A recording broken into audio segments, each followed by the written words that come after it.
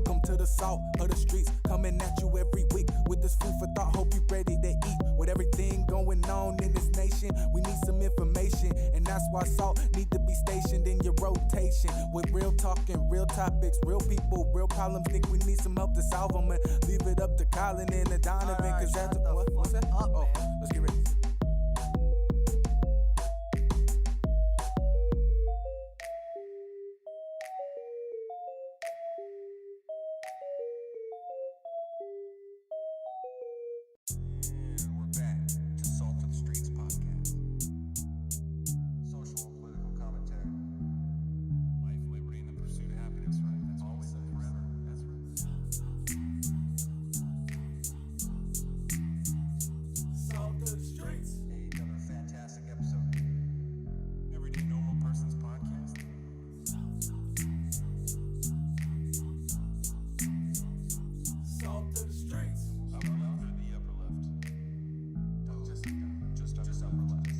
Welcome to the salt of the streets, coming at you every week with this food for thought. Hope you ready to eat. With everything going on in this nation, we need some information, and that's why salt need to be stationed in your rotation. With real talking, real topics, real people, real problems. Think we need some help to solve them, and leave it up to Colin and the Donovan. Cause that's what's that?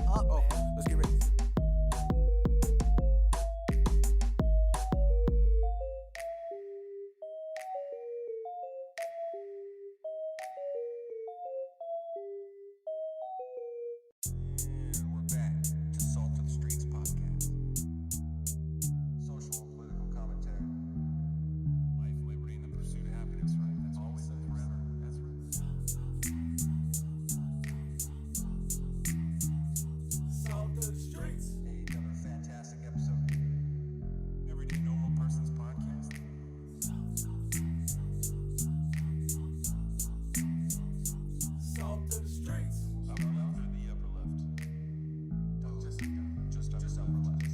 Welcome to the salt of the streets, coming at you every week with this food for thought. Hope you ready to eat. With everything going on in this nation, we need some information, and that's why salt need to be stationed in your rotation. With real talking, real topics, real people, real problems. Think we need some help to solve them, and leave it up to Colin and the Donovan. Cause that's what's that? Let's get ready.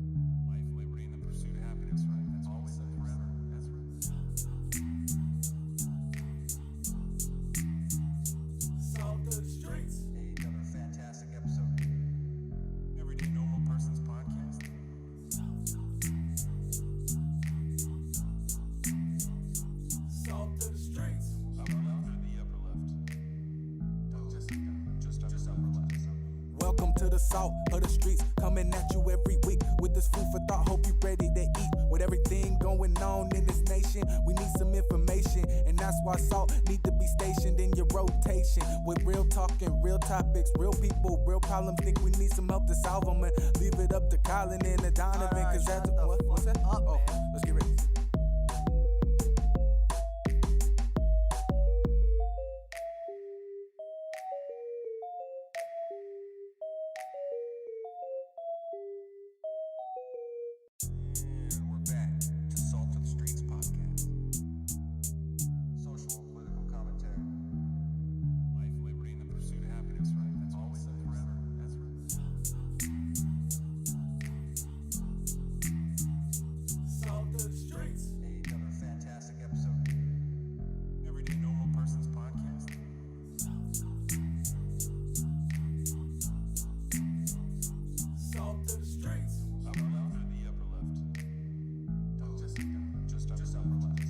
Welcome to the salt of the streets, coming at you every week with this food for thought. Hope you ready to eat. With everything going on in this nation, we need some information, and that's why salt need to be stationed in your rotation. With real talking, real topics, real people, real problems. Think we need some help to solve them, and leave it up to Colin and the Donovan. Cause that's what's that? Let's get ready.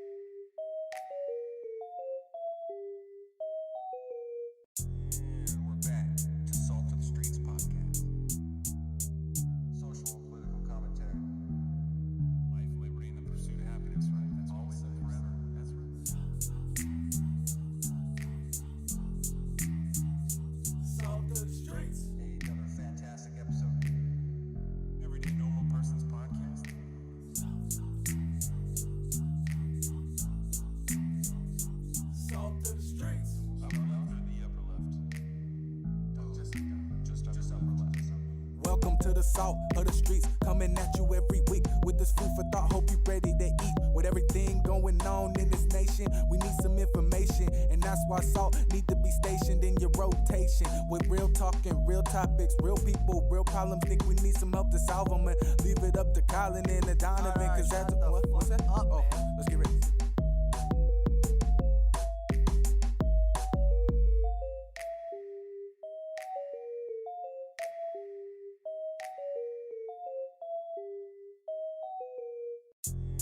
We're back to Salt of the Streets podcast.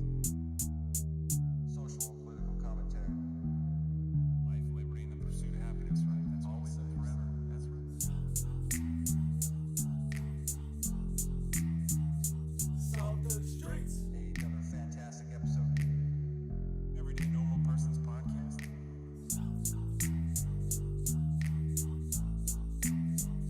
Salt of the streets. Upper left or the upper left? Just upper left. Welcome to the salt of the streets, coming at you every week with this food for thought. Hope you ready to eat. With everything going on in this nation, we need some information, and that's why salt need to be stationed in your rotation. With real talking, real topics, real people, real problems. Think we need some help to solve them, and leave it up to Colin and the Donovan, cause that's what's that? Oh, let's get ready.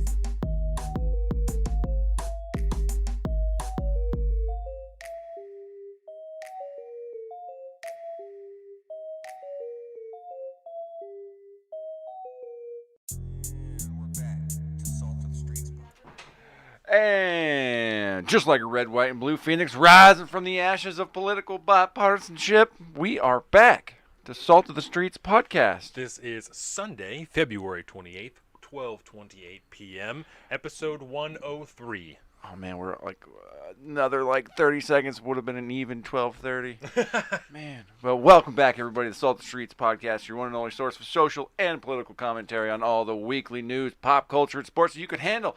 And the best part about the whole deal, it's all built from the ground up for people like you and me, the everyday normal people of America and beyond. So come down and join us as we discuss life, liberty, and the pursuit of happiness, and continue our endless efforts to bridge that gap between people and information. As always, we are your hosts. I'm Colin. I am Donovan. And we're saying we're doing it live today. I think this is going to be a new thing. We're doing it. So if you're watching the show, we'll kind of make periodic reminders that if you're here and you're watching, feel free to jump into the comments. I got the window open right now. I'm going to set a timer right now.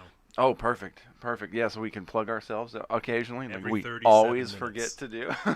Every 37 minutes, we're going to plug ourselves.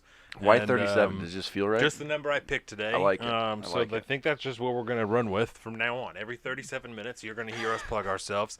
And so I love this. So, we're yeah. married to the arbitrary 37. nature of 37. Yes, I'm a huge fan. I'm going with it. So obviously, we have to start here. Obviously, if you're watching us on YouTube, thank you for coming and joining us here. We want to try and do almost all of our things live on YouTube, other than doubleheaders. That's a good Instagram thing that we do. Yeah. YouTube is kind of what's working best for us right now because fuck Facebook. But if you like Facebook, you can find us on Facebook at Salt of the Streets. We have our YouTube at Salt of the Streets, our Instagram at Salt of the Streets, saltofthestreets.com for all of this. Plus, we have our personal social media. I am at Salt of the Street on Twitter and at alpaca_Donovan on Instagram, and he is at Big Bird Offie on both of those things. You can find all that on saltofthestreets.com, like I mentioned earlier. Leave us a rating and a review on wherever you're listening to this on your podcast. If you're watching this on YouTube, like us, comment, share it, do all of the things. Yeah. What does Bridget Fettis say? Always touch my bells and buttons. Yes. Yeah. Doesn't work so well when I do it. I'm gonna think of something. Because Some everybody's got a, everyone's got a thing, Yeah, because it's like, subscribe, share. It's smash the like button. Smash! Yeah, exactly. So everybody's got a different But thing. do that too. I'm Smash gonna it. think of what our word is gonna be. Okay. So I'm down. Well, what are we talking about today, Don? There's so much yes in my notes here. Yeah, on the docket today, Whew. we are going to be talking about some of the things that have happened thus far in the Biden administration. We are like just over 30 days in office.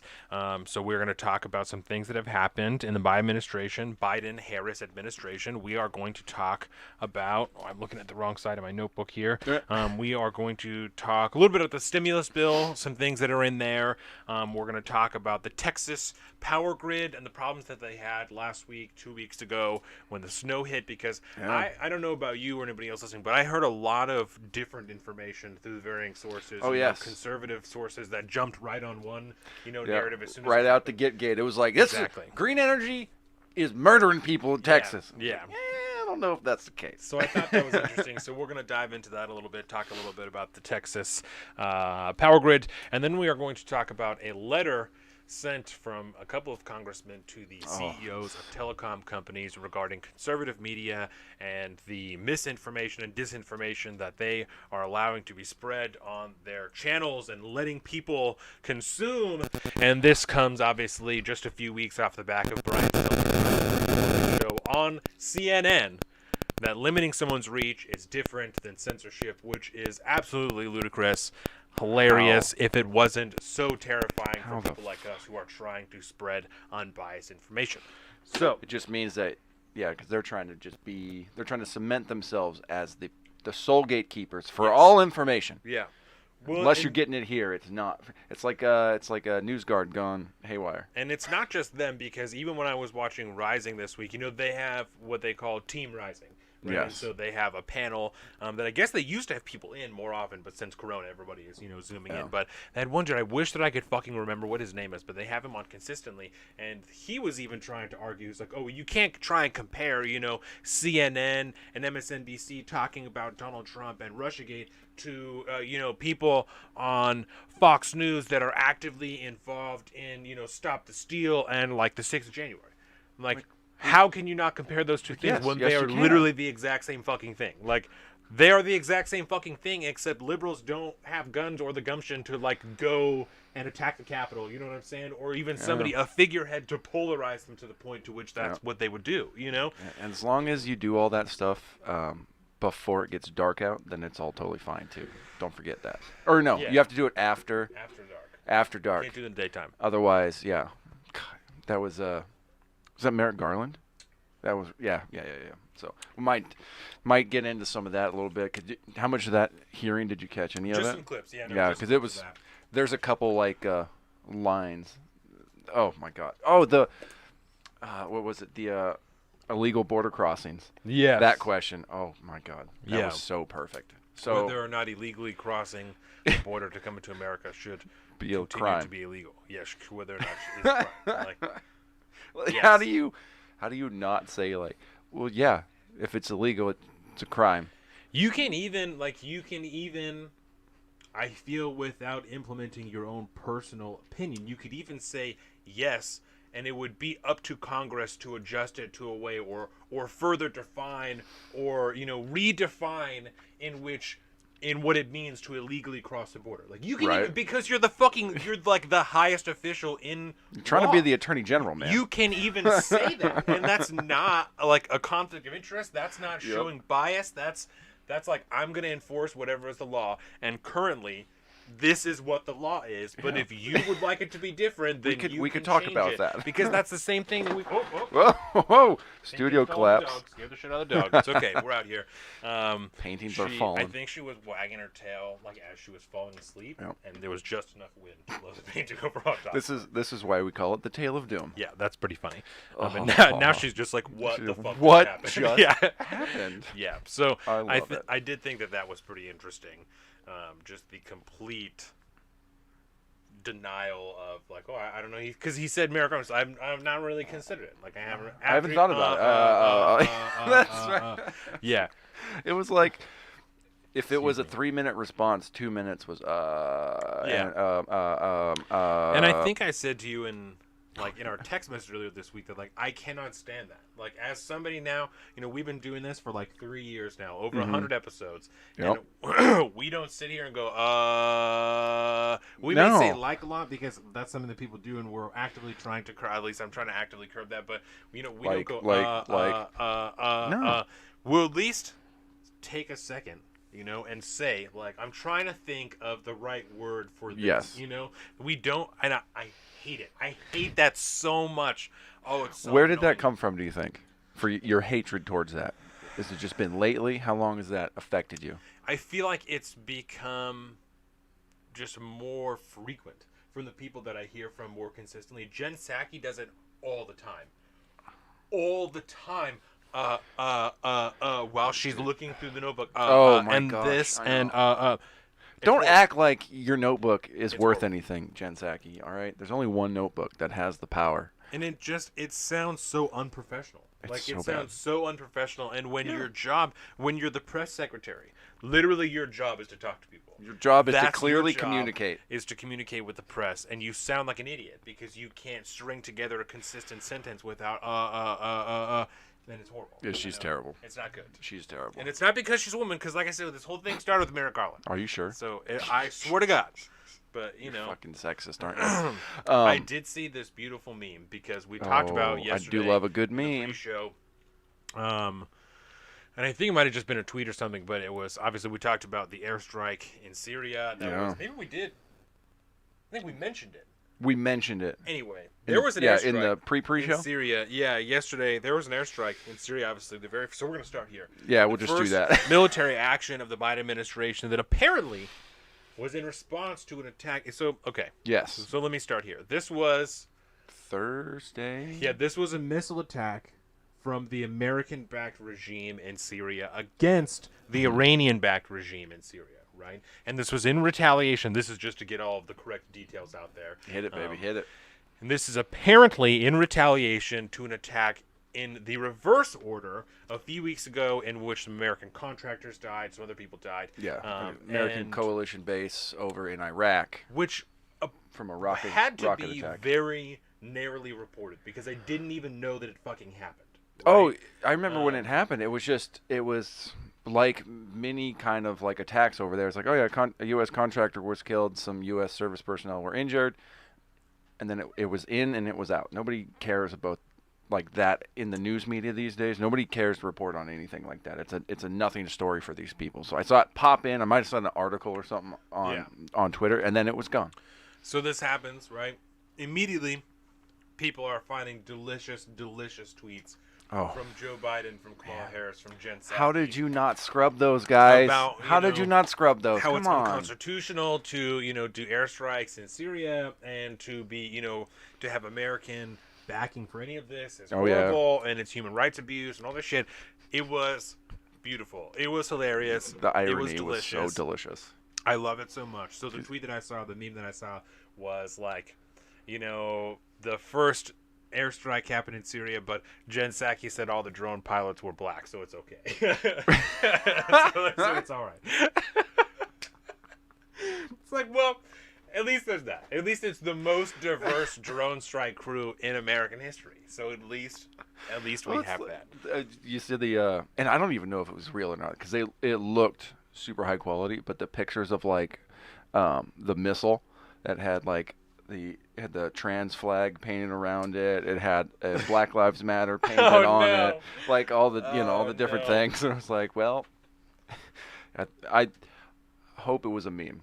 I'm fairly sure it was, but it was one of the best quality memes like I've seen in a long time. Military Let me see if I can personnel find it do real tend quick. to have some very dark sense of humor, so Yes, I they could do. see it being a real thing, but that's pretty funny.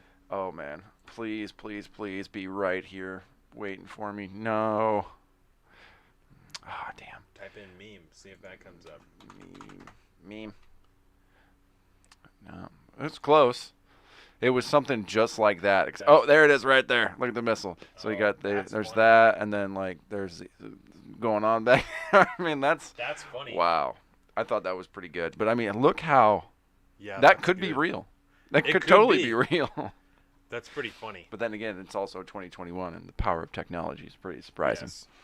I saw a deepfake video the other day of Tom Cruise. Really? There was somebody being Tom Cruise and on TikTok. I was like, that's scary. The technology Super scary, is man. getting weird, bro. Yeah, every now and again you could see his face was just like a little half-inch too far one way or the other, so you could tell. But anyways, yeah. So Syria, dropping missile strike on Syria, and it's weird now because really, I mean, as far as like the facts go, I mean, that was kind of it, right? There was no. It didn't lead to anything bigger. I mean, for some reason now we're in Syria, and we're taking the administration's word that proxy forces, Iranian-backed militants, whatever you want to call them, were operating in the area. So we airstriked one of their, it was like a transportation type hub, got that thing out of there. But I think the conversation nowadays is almost more about, like, it's so much more popular now to take the stance of like, well, why are we doing this? Like, why did this happen? Yeah. And not so much the, Biden's doing it now because that's kind of what they've always done, Oh, I don't but know. getting away from. When I was listening to ABC, Uh-huh. and I told you yesterday, ABC has Is become a first. Biden dick suck fest. Right? Well, Start here. is Start what here. ABC is. And First they had, I don't remember what her name is, but it's their, their defense correspondent that was on, and she's like, oh well, Joe Biden did this and the Biden administration did this because they to try and lower the tensions between the two forces, and they have to do this so that we can be in an equal playing field, so that we can try and bring the Iranians back to the table, because America certainly couldn't enter discussions with Iran having them have points over us, because that's what geopolitical warfare is a fucking point system, and we have to make sure we're zeroed out before we get to discussions, right? Because if that was the case, then are we not still waiting for fucking 2 nuclear bombs from Japan before we can finally rediscuss? Like, what the fuck what is that? Don't bring reality into this What kind situation. of justification is that? It's for asinine. Well, now we have Democrats, so we're just going to ride it out again. Like, that's fucking ludicrous, Therefore, when literally the exact same justification was used when Donald Trump was doing airstrikes and attacks in Syria, that he's like, no, like, we're doing it to try and, like, essentially smash them into submission. Yep. Is that not what she just said in different words on ABC? We have to do this to try and lower the tensions. Yep. That doesn't make any fucking sense. You can't kill more people and make them happier. That's not how that works, right? The more rockets more missiles we send, the more cool everyone is with us over there. And the idea that the logic checks out. Yeah, it's a completely legitimate, like, thought process to go through, because now Joe Biden and Kamala Harris are the ones that are making the calls. Even though we saw, like, Jack Posobiec is saying that his sources inside the White House are saying that Kamala Harris didn't even know that this was going to happen. She's trying to stake out, reportedly, she's trying to stake out, her role as VP and what she's going to do, and she wants to try and take on more foreign policy. That's what she wants to do. But apparently, she doesn't even find out about this airstrike until after it happens, or the missile strike until after it happens. I don't. So that sounds pretty typical Biden administration so far. Very, very kind of nonsensical, disconcerted. Nobody really seems to know what's going on.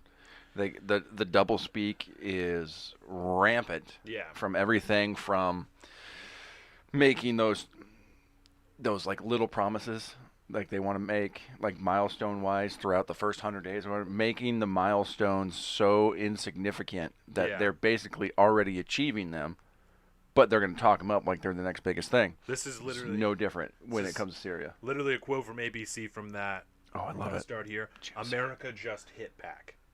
Does that not sound like something that Donald Trump would fucking say when he was president? Hit back? Just hit back. Oh, hit back. Hit back. Yeah, yeah. Because this is that not a Trumpian phrase? Like, it is, and it's coming from the mouth of an ABC reporter to justify the airstrike from the Biden administration. America just hit back because we're fucking strong on foreign policy. We're gonna strong arm the Iranian-backed, coalition into discussion. What the fuck is happening? And can we discuss what discussion are they trying to have? The Iran nuclear deal? Yeah. Why? And We're doing airstrikes in Syria for retaliation against a rocket attack in Iraq, so Right. that we can have the Iranians come to the table on the nuclear deal. And I believe I was I watching. don't. You need some strings and some fucking Yeah. push pins to tie that one together, I man. believe I was watching Rising, and the both of them, Sagar and Crystal, are both pretty, non-interventionist as Yeah. far as foreign policy goes. And they're talking about, they're concerned. They're like, the same thing we think is happening with Joe Biden that happened with Donald Trump and happened with Barack Obama, that the generals are going to strong arm him into doing what he wants, because Joe Biden ran on, we're going to take everybody out of the Middle East, and we're already putting more people in the Middle East. Like, we're already actively trying to do that. Yeah. And If so- anybody believed for a Yeah. second that Biden would lower the troop presence in the Middle East, And if they're I got a bridge in Brooklyn to sell you. if they're able to commence airstrikes without the knowledge of Kamala Harris, then the idea that her non-interventionism is going to be what stops them from carrying out more airstrikes like this and putting more troops in the Middle East is fucking laughable. It's absolutely laughable. Oh, it makes me so upset. I'll stake my claim right here that at the end of this 4 years, there will be more boots on the ground in the Middle East than there are right now. I would never, ever, ever in a million years take that bet, because I think that's a sure thing. Yeah. I would never bet against that. So there we go. We're calling it now, everybody. Yep. And if we're wrong, then we're wrong. But I if feel like we're we right, probably called it a year ago, to be honest. It's like, yeah, this is going to happen. Maybe not this quick. I didn't necessarily see that coming, but, Well, No. next time I want to have like some kind of serious discussion with you about something, and I'm going to go ahead and start by slashing your tires. Yeah. And then we'll see, if you want to come to the table how after willing I that. am to have a reasonable discussion about what just happened. What the actual F, dude? What is going on? But I mean, I'm super glad that Kamala Harris is going to pull the Dick Cheney and just take over foreign policy. That's and apparently the plan, and she's out there meeting with all the world leaders and taking phone calls. And Well, and I don't. Jen Psaki is starting to get more and more pressure from the media, from the White House press gaggle about when is Joe Biden gonna make his first public appearance? Like, when is he gonna make his first public address? And she's like, it's gonna happen. We're gonna do it in a way, whenever we can make sure that we can do it in a COVID safe way. So the whole White House has received the vaccine. I think it's probably likely to say that most of the reporters inside the White House press gaggle also have received the vaccine. I think it would I'm be a sure safe that assumption for sure. all of the congressmen have received the vaccine. So what are we talking about here? What are we doing? And right, when Joe Biden met with Justin Trudeau, they didn't have the 2-on-2 question press thing like they usually do. They didn't take questions 2-on-2 like Donald Trump did every time he met with another world leader. Just showed up, said some things, and walked away. Didn't take any questions. No questions. Well, And Jen Psaki's like, no, that's not weird. That's totally normal. Really? it's not. Is it normal? It's not normal. Is it That's normal? not normal, Or is it people. that Joe Biden can't be God's trusted sakes. to legitimately and thoroughly answer a question unless it's on some type of a town hall on fucking CNN? And even then, he sounds like a goddamn idiot because he doesn't know what he's saying. Because he doesn't give a fuck. It's crazy. I don't know if he doesn't care or if he's incapable Doesn't know. of caring at this point. Because, yeah, I just don't think he's... Excuse me. I think it's pretty clear. It's not some kind of, I'm not trying to be some kind of right-wing, Right. he has Alzheimer's or anything. But the dude, he shows worrisome signs of cognitive faculties being intact. They're not letting him answer questions. That's They're not a good letting sign. him take questions. But that's all right. Thank God. I like how we just pivoted right into Biden talk naturally, by the way. Biden admin. This is perfect. I like the fact that all of a sudden Russia's the new bad guy again. Yeah. And China, we're cool with maybe. China's so Biden can't be cool mad at China. that we're going to chalk up their human rights abuses and their actual literal concentration camps as cultural differences. Cultural differences. We have videos of people being welded into their apartments during the coronavirus. We have drone footage of people hemmed up with their heads shaved being filed in single file lines onto trains, which is to be never sent a good to look. work camps in which their organs are going to be stolen and women are being forcibly what the fuck do they call that? Sterilized. Yep. Forceful sterilization. Yep. They're literally stealing women's uteruses. And they're out of calling their it bodies. women's health care. And there are Chinese Twitter accounts that are justifying it as women's health care, women's health care. But Donald Trump can't have Twitter. And we're not even going to talk about it. Joe Biden's not even going to address it. No. That's what he said. He's like, I'm not going to talk about it. No, because he has his lane, we have our lane, and it's cultural different. That's what they do. Apparently, he's okay with the despot. Because otherwise, they might call in that. What was that? The $400 million forgivable interest-free loan that they gave his son. They might call that in if he pisses China off too much. For God's sakes, man. Ever thought, how do we get here? And I don't know that I even want to commit to saying it now. Mm-hmm. I never thought that I would be like, but Donald Trump, right? Because Donald Trump never, when he was president, mm-hmm. I'm going to say very few times did he call out a specific issue with China. Rarely was it a specific issue. Usually it was just kind of, China is asshole, fuck them. Like, that was really the gist of what he was talking about. I'm not going to say he never did it, because certainly there were times he talked about intellectual property theft. He talked about TikTok a lot, like things like that. Those types of things did happen. Yeah. Most of the time, he just kind of generally talked shit about China. Like, that happened a lot, which is fine. I'm not taking shots at it, but at least he didn't say, I'm just not even going to talk about it. Right. Like, far be it for me to, really specify and hone in on one thing, except for towards the end, because now that I think about it, towards, like you said, TikTok, shit like that, like, he did hone in on that intellectual property issue. But that's the thing. Never once was he like, I'm just not even going to talk about it. Yeah. But I think the big thing there was you got to factor in, like, the Trumpian aspect of who he is, right? Yeah. The fact that, like, we've called him, like, about the most imperfect avatar for, like, the right-wing populist movement that supports him.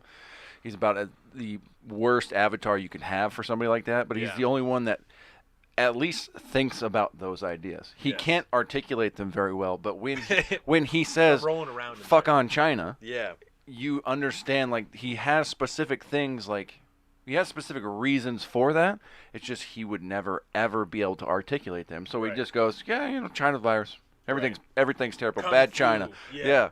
And so right at the end there, it's like he started to kind of piece these things a little bit, and he could put together, like, a sentence that talked about TikTok and intellectual, property theft and stealing people's information. Yeah. But unfortunately, he was terrible at doing that, and so the true scale of the problem was never fully realized by the public. And now that Biden's in office, they're just not going to talk about it. He literally said, I'm not going to address them. Nope. Like, these are cultural norms, that I'm not going to address them. Like, it's wild. And I don't see how anybody, even fucking Shane Powers, right, from the Shane Show. Oh, shit. Was like, because I still follow him right on Twitter. Oh, do you? And even him, man, he's like, oh, he misspoke. Like, so what? He fucking misspoke. People they're stealing their organs. They're stealing them from their homes, and they're stealing their organs and their hair and their children.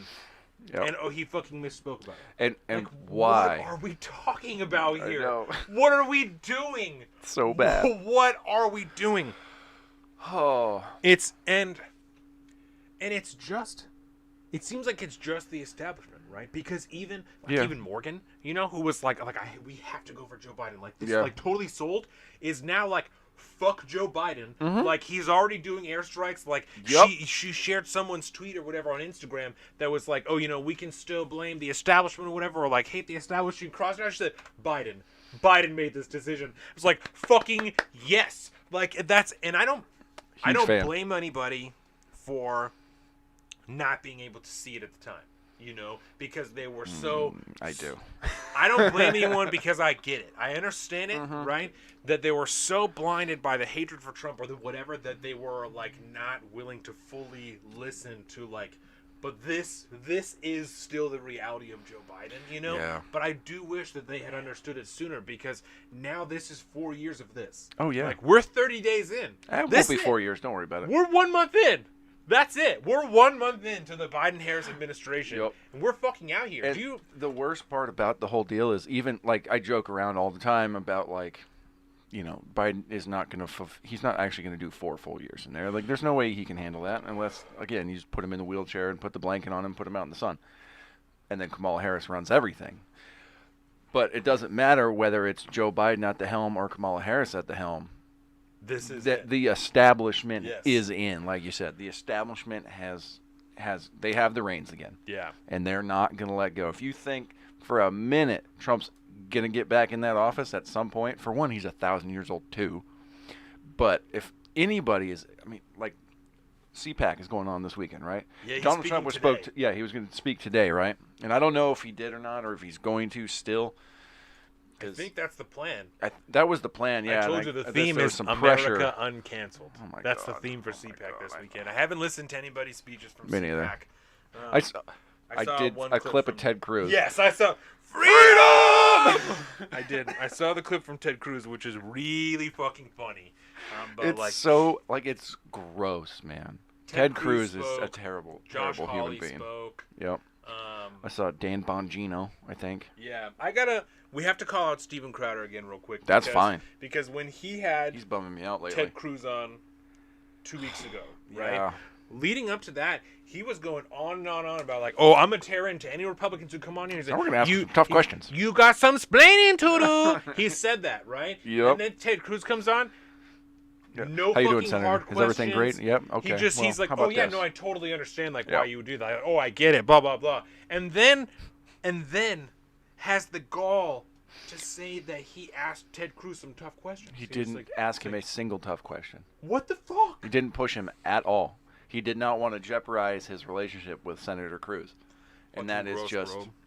We are and happy. that shows to you have, where he's at. we are happy to have any congressperson on here at any point in time, but be prepared to have your feet held to the fucking fire because nobody gets out for free, man. we respect the office that you hold, but I'm gonna say there's like 1% of congressmen that we legitimately respect as people, and as congressmen. As I said, that's probably just And like a. I'm assuming that 1% exists. I don't know what their names but are, they've got to be there. but the numbers are there, They've so gotta I'm be sure. Out of 535 people, There's gotta be a couple. 1%, at least 5 that Yep. we could fuck with. But we are gonna dig into your past. Yes. We are gonna see the things you voted on, and we are going to fucking grill you about them because we pay your salary. We are your bosses. We deserve all of the answers that we want. Exactly. And if you come here, that's why you're here. It's for us to get the information, to give it to our constituents, to your constituents. Yeah, because you're not going to give it to them. So That's the problem. If you need somebody to extract the information that your constituents need to hear, then you're not doing your job the right way. right. And you probably shouldn't be doing that job. Oh. So what else is going on with the Biden administration? Okay, next thing. What's in your craw right now? I have a Raytheon's weapon deal. Right? And so I want to start here I love because that one. full disclosure, right? This Raytheon weapons deal is up in the air right now. It's something that started during the Trump administration, right? Check. So that's to be totally clear because I don't want to be any fucking whatever, you know. This deal was started during the Trump administration. Trump helped force it through. It's now under, they're reviewing it like they're reviewing all the weapons deals. Mm-hmm. We have already sold a bunch of new fucking missiles to the Saudis. That already happened. So I would be surprised if this deal doesn't go through. Even though Raytheon said they're backing off from it. Like, they've already said that, but I would be surprised to see it not go through, right? The reason this is relevant. Mm-hmm. Oh, I can't wait. The Secretary of Defense stepped off of the board of Raytheon and stepped into the White House. They call that a revolving door. It's a man named Lloyd Austin, right? This is something that... It's a fucking joke, dude. It's a joke, right? It would be funnier if it wasn't real life. It's a joke. Right. And so he literally stepped off of the board of Raytheon. He also was the head of another defense contractor that was like a subcontractor, and he said that that he's going to put that in like a trust or whatever, so he's not going to have anything to do with that business while he's the defense secretary. because that works out so well. And that every was time. because that was totally legitimate during Donald Trump, right? Yeah. When Yeah, him and that everybody was else totally did that, it was acceptable. totally fine. It was totally fine. We didn't for talk him- about it for yeah, 4 no, years. No, not at all. It wasn't an emoluments concern that we even fucking talked about on this show, right? Nothing like that. Nope. So let's not even worry about it. It's not a problem. Let's not even worry about Let's it. just- Moving on. We're just not even going to worry about it, right? And See it's- no it's- evil, hear no evil. It's to the point, right, with Lloyd Austin. I even have some more stuff written down here. Let's see, Lloyd Austin. Where are you at, bitch? Walked off the board of Raytheon. There's an $8 billion arms deal with the Saudis in 2019, right, which are the missiles that are being used in Yemen to kill innocent people. Raytheon sold these. This man, Lloyd Austin, personally profited from the missiles that are being used by an American-backed coalition in Saudi Arabia to kill Yemeni civilians. Just want to put that out there. That was powerful. Personally profited. And now he's the Secretary of Defense. Some people would call that the merchant of death. Yeah, no, it's definitely, like I said, not a concern at all. No. There's the $500 million deal that's under review currently. Said I would be surprised if that doesn't go through. Yep. The idea, there had to be a special waiver passed for Lloyd Austin to get into office because it's been less than 7 years since he served in Yes. the military. Because They had to what is pass that a special called? waiver. I don't remember what it's called. Yeah. There's a special clause. You have to wait 7 years. It's a something period. Yeah. Whatever. You have to wait 7 years from serving the military or the federal government to work in the federal government. It's only been like 5 years. So he had to get a special waiver just to do that. Not a problem, It's right? fine. Not Definitely a big deal. Definitely This not is a our conflict guy. of interest This is at our all. guy. This is the guy. But he's black, right? First black Secretary of Defense, first African American, fucking whatever general, first African American to, lead the whole Middle East, whatever. Fucking great. I'm not taking away his accomplishments. That's awesome. But the fact that he's black doesn't mean that he isn't potentially and looks like likely a fucking corrupt shill for the private defense. I don't understand. For the private defense sector. Wasn't that the whole problem for at least like for the last 4 years, Oh, defense contractors and private sector defense and all this, the fucking problem, right? Blackwater and all this shit is horrible. Eric So Prince, fuck bad. Eric Prince. Oh. Now, we need the return of Eric Prince now. Now, we'll see how long it is before Eric Prince takes a stroll to the fucking Capitol building. Knock, knock, knock. Yep. We'll I'm just back. see. We'll see how long till Eric Prince's name is on the rolls of the White House to get in the front fucking doors. This shit is ridiculous. It won't be long. But at least he's black, right? So I was gonna say you sound like Jen Psaki whenever she talks about somebody that's new in the But at least he's administration. You got to put all their intersectional cred first. Oh, yeah. and then say, it's amazing what we do here. And that's this is why we important, do right? these things. That's important. So I'm going to address that. The next one I have here is Neera Tanden, right? Yes! She was put up to be the head of the Office of Management and Budget. But she's such a She nice lady, has Donovan. years- What's wrong with Neera Years Tanden? of tweets just fire roasting pretty much every congressman that now sits on the budget committee. They were pretty great. Absolutely hilarious, Yep. right? So she did that. She also, worked to cut all of these programs, what they call the entitlement programs. They're using this as something to promote her. They're like, oh, well, when she was a kid, like she used these programs. Like when she was a youth, she used these programs. So she would never do anything, to try and harm them. Shouldn't have Even though she's already actively worked to try and cut these programs to slash them. And now we're in fucking coronavirus when people need this assistance more than ever because the federal government is abandoning them and not giving them money. But we want to make sure that we put someone in there who wants to cut these programs. That's right. So You got $2,000 checks on the way. Don't worry about it. So again, Rising earlier this week, they actually had Brianna Joy Gray, who I was believed the co-chair for Bernie Sanders' campaign, right? Who was saying that the Biden administration is watering down the diversity card because they are picking people who, I swear to God, she said this. I swear to God, said that, and not in these exact words, but this is what she said, right? That they're watering down the diversity card because they are picking people who aren't qualified or actively go against what they ran on, and they're just saying, oh, but they fit this X diversity aspect, this intersectional pie piece, so it's okay. Fucking the co-chair. What did it say that she was? She's a American political commentator, lawyer, and political consultant who served as the National Press Secretary for Bernie Okay, Sanders' that's what 2020 it was. presidential campaign. The press secretary for Bernie Sanders. Okay, so I'm sorry. So that's what she was, right? So, safe to say, she's got some pretty progressive views. Slightly. Safe to say. Never met her before, but safe to say. When you're Bernie Sanders' press secretary, you pretty progressive. If Brianna Joy Gray is telling you that you are fucking it up. abusing the diversity card and they are now seeing through you and we're 30 days in, you've got a fucking problem. You should maybe pick people who aren't pieces of shit shills and can actually do the fucking job that you're putting them there for. This shit is insanity. But see, this is the thing, right? This is the problem with all of this. All of these people that are coming in here, because it doesn't matter who you bring in to do the job, because the federal government has systematically divorced itself of any responsibilities for people in the top jobs of these various bureaucratic agencies. And so right after this, we'll do a plug. But this is what's been happening because nobody wanted to be accountable for anything anymore, right? So how often is it that the head of some department actually gets held accountable for something the department does? Right. No, because they've established this massive, like entangled, red tape mess of bureaucracy to just run everything so that the heads, it doesn't matter who they pick for the heads of these things. They just pick them to fit whatever narrative they want to fit them, and then they just let it go.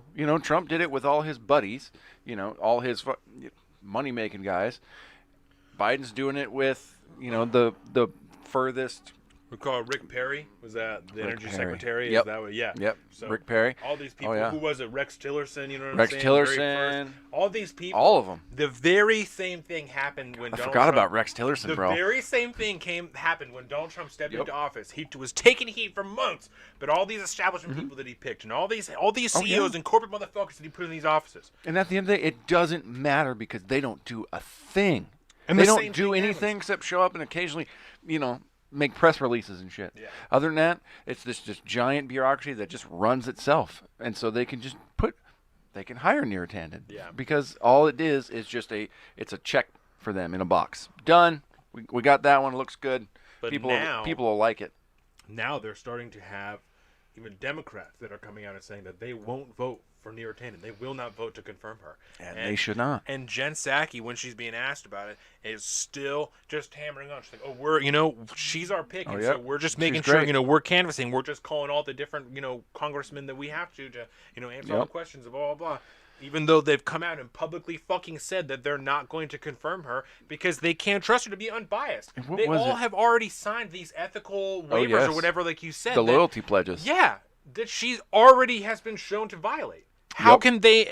can they honestly? Well, in Jen Psaki's words from, was it Thursday or Wednesday's press conference? Whenever they were talking about Cuomo, too, when she was asked about that, she just, basically her stance was that, well, we hadn't hired her yet, and so she said those things back then, and we have a very strict way, and so when she comes to work for us here, Right. she won't be doing that. Yeah. And she has apologized. It's like, that it doesn't change the fact here, Yeah. sweetheart, that this is not how this should work. We watch the press briefings both days and talk about them pretty consistently on our social media. They're You terrible. can find them.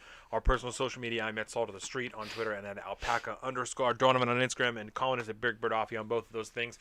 You can find all this on saltofthestreets.com. We have our Salt of the Streets Instagram, Salt of the Streets Facebook, fuck Facebook, Salt of the Streets YouTube. If you're watching us on YouTube right now, thank you very much. Leave us a comment, a review, like us, share us. If you're listening to this on a podcast form on any of your platforms, leaving us a rating and a review so that other people can find us. I believe that is everything. We sell t-shirts and all that stuff. Yes. You can reach out to us through any of our social media and purchase those things. We will ship them to you. It's a beautiful thing. If you So- want to learn the secret behind Donovan's magical pasta, we posted that last night. Yes. By the way, step-by-step breakdown. You can impress your significant other with some delicious food. Simple. That was ultimately wasted on me by the end of the night, unfortunately. So good. I ate Throw up so last much. night?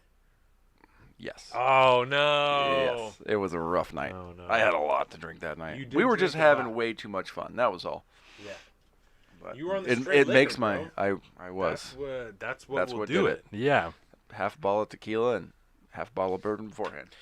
Good God. So I had 3 beers. I felt great. It does help though. I think my raspy hangover voice is so much better on microphone. It's real good. Good. After So you don't think Neera Tandon's? Do you think she's gonna end up being confirmed or not? It depends on, I guess, how many phone calls and how many arms the administration can twist, huh? Yeah, I don't know, man. Because the numbers don't seem I don't know to that be on they've her got side the right votes. now. Yeah, and it doesn't seem in the objective media. They don't seem to The think objective that. media. I mean, Where as do far they as, like, come from? Rising, things Yes, like that, like yes, new media, that's true. things that you could begin to claim. Well, you were being objective. truthful about the objective media. Yeah. Like, oh yeah, those guys, Yeah, the good guys. I don't think that you could. Oh, that's good. I would not predict that Neera Tandon would be confirmed as the director of the Office of Management and Budget. I think that they will probably have to find somebody else, which is pretty funny. The next thing that I would pick would be the overflow facilities. Oh, the migrant. no kids in cages. The unaccompanied. These are not kids in cages. Minor overflow facilities have been reopened. Overflow. Not all of them, but some of them have been reopened on the border. The administration is starting to take just immense amount of heat for this because So much. regardless of what they would like you to believe, this is the exact same thing that they called kids in cages when Donald Trump was in office and didn't call kids in cages when Barack Obama was in office. And that's why they can't escape it. They can't escape it because they spent the last 4 years throwing that term around, kids in cages, using that, and now it's the exact same situation. So they're getting it right back. Even though they said... Who built the cages, Joe? Man. Who built the cages? This, I wish that I would have wrote down what day it was. The day that Brianna Joy Gray was on Rising was on the 23rd of February. So, and her clip is probably its own clip on there. So you guys can go on to Rising. If you're interested in that, if you want to hear exactly what her words are, you can go to The Hill on YouTube and their Rising playlists for February 23rd, and you can find the clip for Brianna Joy Gray. But when the overflow facilities first happened, when they first opened back up, Jen Psaki was taking questions about this, obviously, at the press briefing, and one of the reporters was saying, like, I just don't understand how you are, like... She took a specific question because over with the weekend with all the snow in Texas, right? Yes. That extended the amount of time that some of the minor immigrants were held in the facility. Yep. Legally, they can only be held for 72 hours before they have to be transferred from a Border Patrol facility to a Department of Health and Services facility. Yes. Right? Because of the snow and all these other things, and I'm not like, fuck you fucking 72 hours.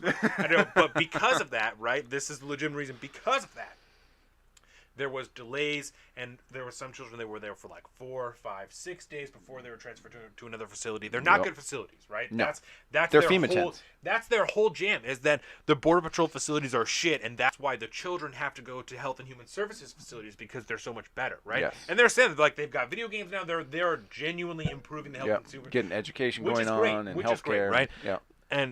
But when she's being asked about this, like, well, you did have these kids that were in there for, like, and she says, I'm sure you aren't suggesting that we try and submit these children to conditions that aren't safe for COVID-19. Yeah. To a fucking reporter. Yep. To a fucking reporter. And he's like, no, that's not what I'm suggesting. I'm Not fucking at all. asking you, why did this happen when you're so hard on the law in 72 hours and you're going to abide by this? You're never going to go against it.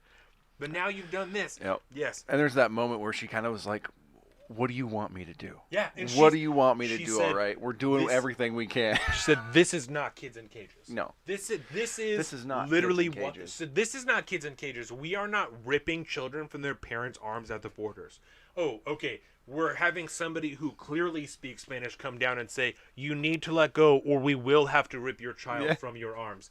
And they're doing it because we're nicer nothing's about changed. It. Like, I don't. Yeah. Nothing is different. Nothing is different. You cannot. None of these people can successfully lie to you because nothing is different. We talked about it. I'm gonna write this down. I'm gonna kids in cages because we're gonna link back to those episodes when I post how long this ago tomorrow. was I mean, at least a year ago, right? Because this was happening, and I wrote this down. Because that was one of the last major issues that came up before everybody we got hard going on the campaigning. And I wrote this down weeks ago, before we even recorded with Larry, I wrote this trend, right? The caravan from Central America. Yep. So that was however long ago that was happening, yeah. right? The Biden admin, it's constructing and repurposing the buildings to handle immigrants because they are canceling the Wait in Mexico policy, Yep. right? And the Wait in Mexico policy is what saved Donald Trump from having to continue to put the kids in cages, because he's like, if this is how it's going to be, you can't even Yep. fucking wait here. And I'm not arguing for the validity of this strategy, but this is why this happened. That Yes. was the thinking. Is Yeah. if I'm going to continue to take heat, Donald Trump, right? If I'm going to continue to take heat for following the law and keeping these people how I have to, then you can't fucking wait here. You Yep. have to wait somewhere else because I'm taking too much heat. It's not We're worth. not going to do this. It's not worth the bullshit in the media, right? Nope. That's exactly why this happens. And now, because one of those executive orders that Joe Biden passed in the first week, the sweeping executive orders, Yeah. was to cancel the Wait in Mexico policy. They have now remember that. subjected themselves to this enormous caravan that does exist, because when Donald Trump was in office, the caravan doesn't exist. That's Yep. not real. That doesn't happen.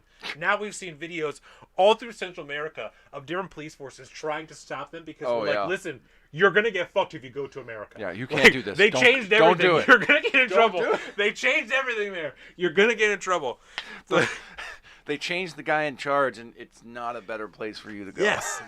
Jen Psaki even said this is not a good time to come to America. It's not. Because we can't do anything different. If you come here, we have to treat you just like Donald Trump did before he made you wait in Mexico, because nothing is different. Yep. No laws have been changed. We discussed it, like I said, when we talked about the kids in cages, the Flores Agreement years ago. We talked yeah. about that a year ago when all this was first happening in Donald Trump. The law sets it out this way. It is decided. It is decided. That's it. This is how it is, because the law is not different until there is immigration reform in this country to adjust the Flores Agreement, to adjust the way that legal immigration needs to be happen, the way that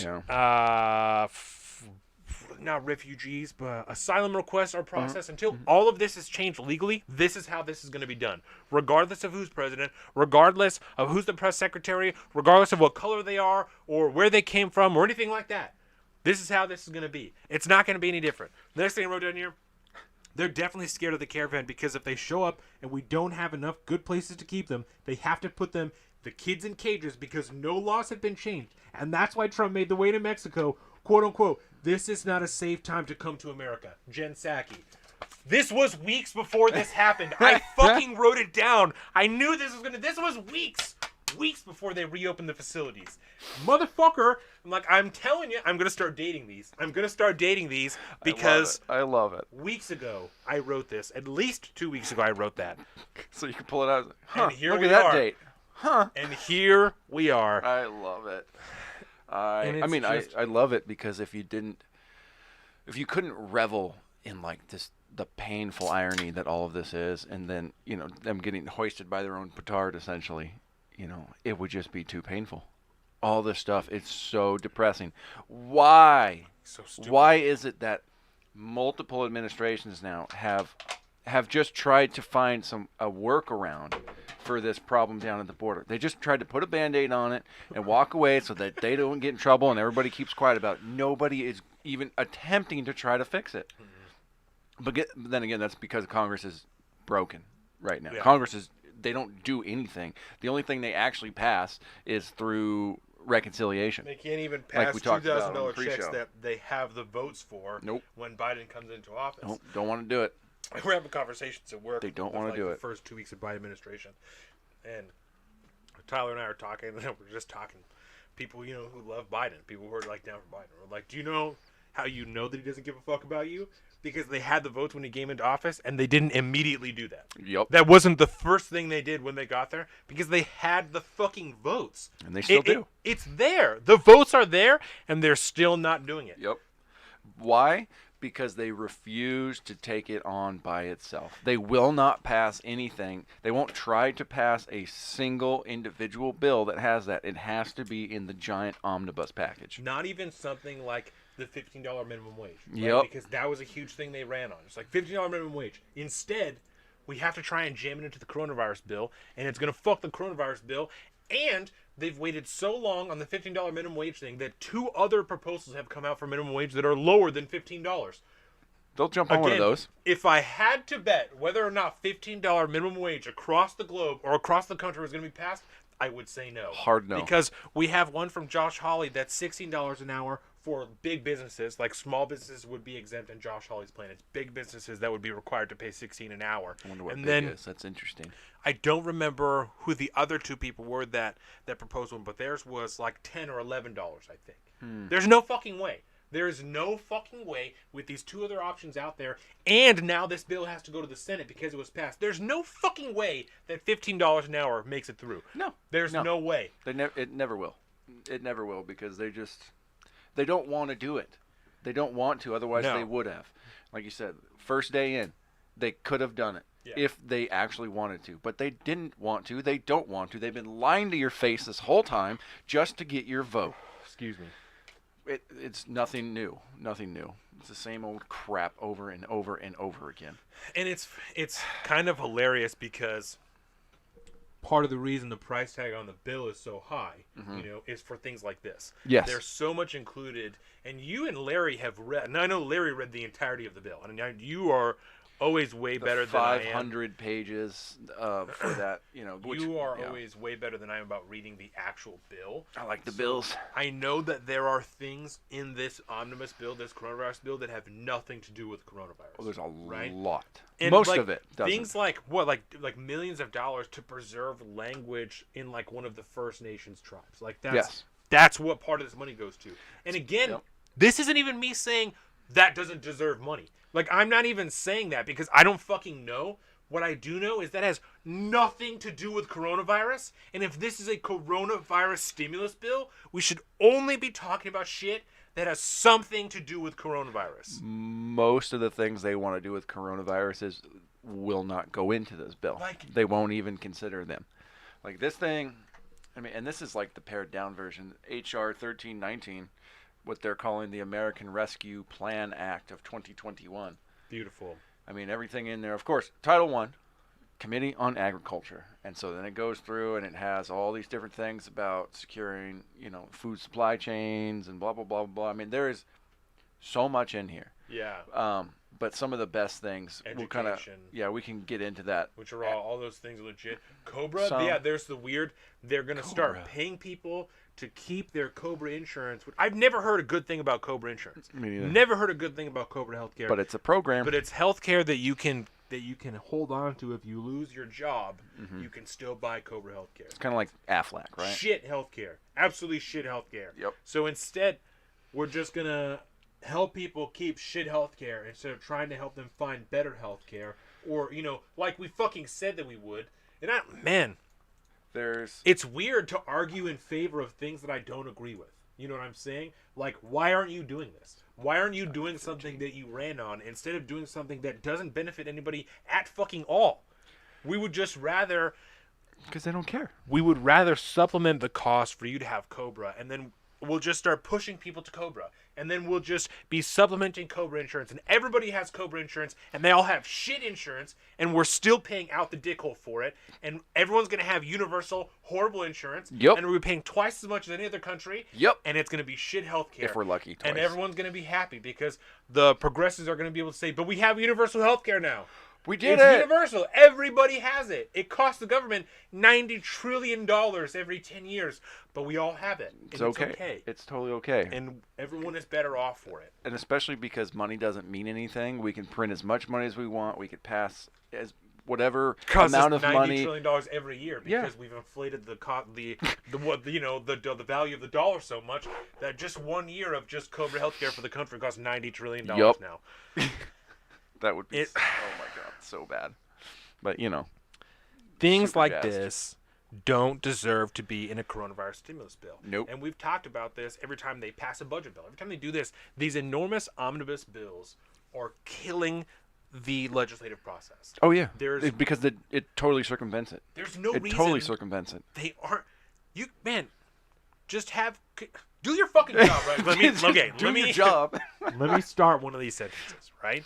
Because the role of Congress, obviously, is to create and pass legislation, right? And all this gridlock, all this, they don't ever do anything. They never do this, right? If you took all of these things that are in this omnibus bill, and you broke them up over the course of however many fucking days it's going to take, right? Not only would you consistently have something to do because you would always be busy, you would always be earning your fucking salary like you should be. You wouldn't be sitting in your office fucking off, or I don't know, because at least half of Congress is a fucking podcast now because they have time to make a fucking podcast every week. But can't do legislation. You're not passing a bill, but you can make a podcast every fucking week about what you. Yep. Like how?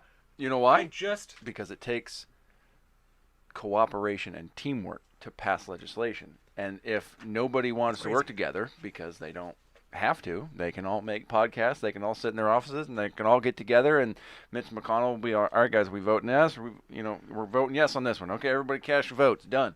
Nancy Pelosi does the same thing on the Democratic side in the House. It's a total joke. We have I think it was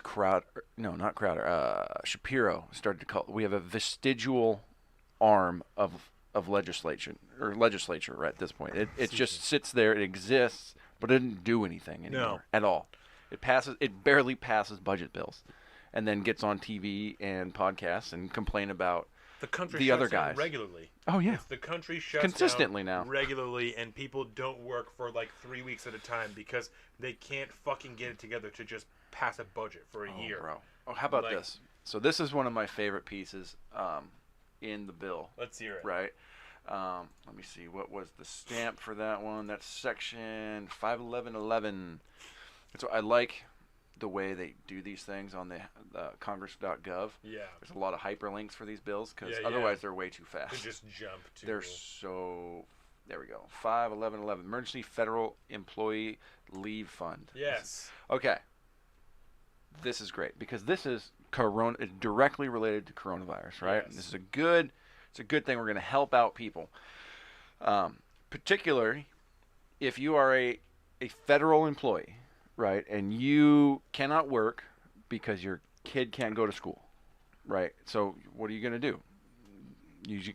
Government says, okay, well, stay home, take care of your kids, make sure you educate them, all this stuff. If you are a federal employee and your kid is not in school, you will be able to receive up to $1,400 a week to cover that expense. Only federal employees. Only federal employees. Yeah, so while they're Washington, refusing to let DC, schools open back up, yep, we can also pay all of our federal employees to not go to work. $1,400 per week.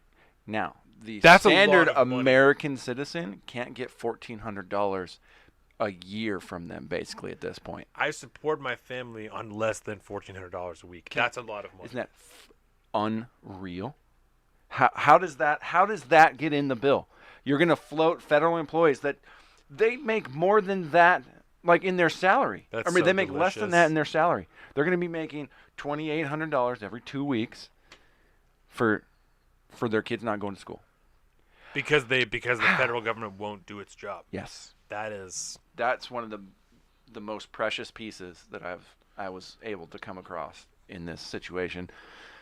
And I'm pretty sure I heard it on Shapiro or something like that, or commentary and mentioned it, right? And I was just like, wait a minute, what? That can't be real. And so what do? I look it up in the bill, and it's right there. So it's section 5111, Emergency Federal Employee Leave Fund. Yeah, they're providing, so it's free, essentially it's free paid leave that you can take if one of your kids doesn't go to school. Well, let this be a reminder to you guys, because we speak about this consistently. So bad. None of these people give a fuck about you. Not even a little They don't care about you because they would rather pay federal employees. Mm-hmm. This is fucking ludicrous. And the thing that really pisses their me own off, pockets, and that is a direct bribe to a specific constituency that works for you. Yes. How does that... Jen Psaki, where you at? I need to talk to you about something because I need you to justify that somehow. Wow. And in the meantime, you're going to do everything possible to not say that schools should reopen right now. God.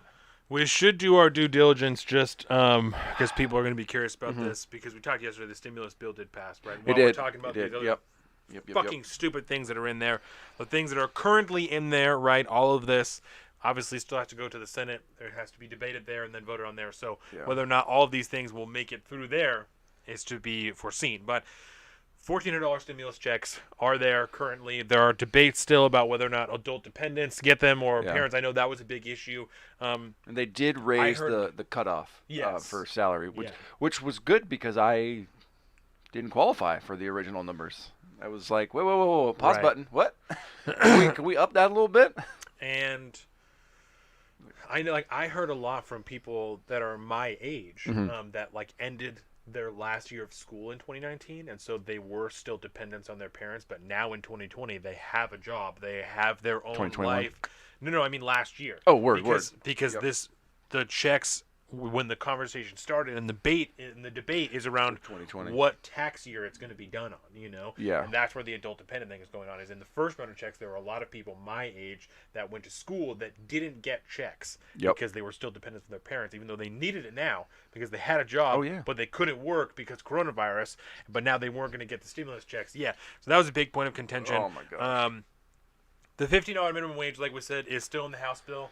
I would be fucking shocked if that made it through the Senate bill. I would too. would be shocked. Because so what'll happen, if I had to guess, right, is due to the fact that the parliamentarians shot it down last time, due to the fact you couldn't fit it in a budget reconciliation bill because it has nothing to do with the budget. You couldn't get by with the bare majority of the 51 votes. So it went back, they changed it, they did all this stuff, but now they're going to do that. So I don't know. I don't know if they'll be able to get 10 people or 9 people to switch their votes in the Senate. So it'll probably not. They'll probably put it in there Not to 15. just man. to make to hem and haw, and so everybody can talk about it, and they can be they can be all Yeah, righteous and blah blah blah. said they And waited then at too the long. end, because they won't be able to pass it, they'll just get rid of it quietly. Well, like I said, they waited too long. Like they Yes. waited too long, and Yeah. 2 other proposals are out there for minimum Yep. wage. There are other options now. When it was the only option, you had a discussion. You know what I'm saying? Yes. You had a legitimate discussion because this is it, my way or the highway. If it's in the House bill, we're going to the 15 or fucking nothing. Yep. Now anymore.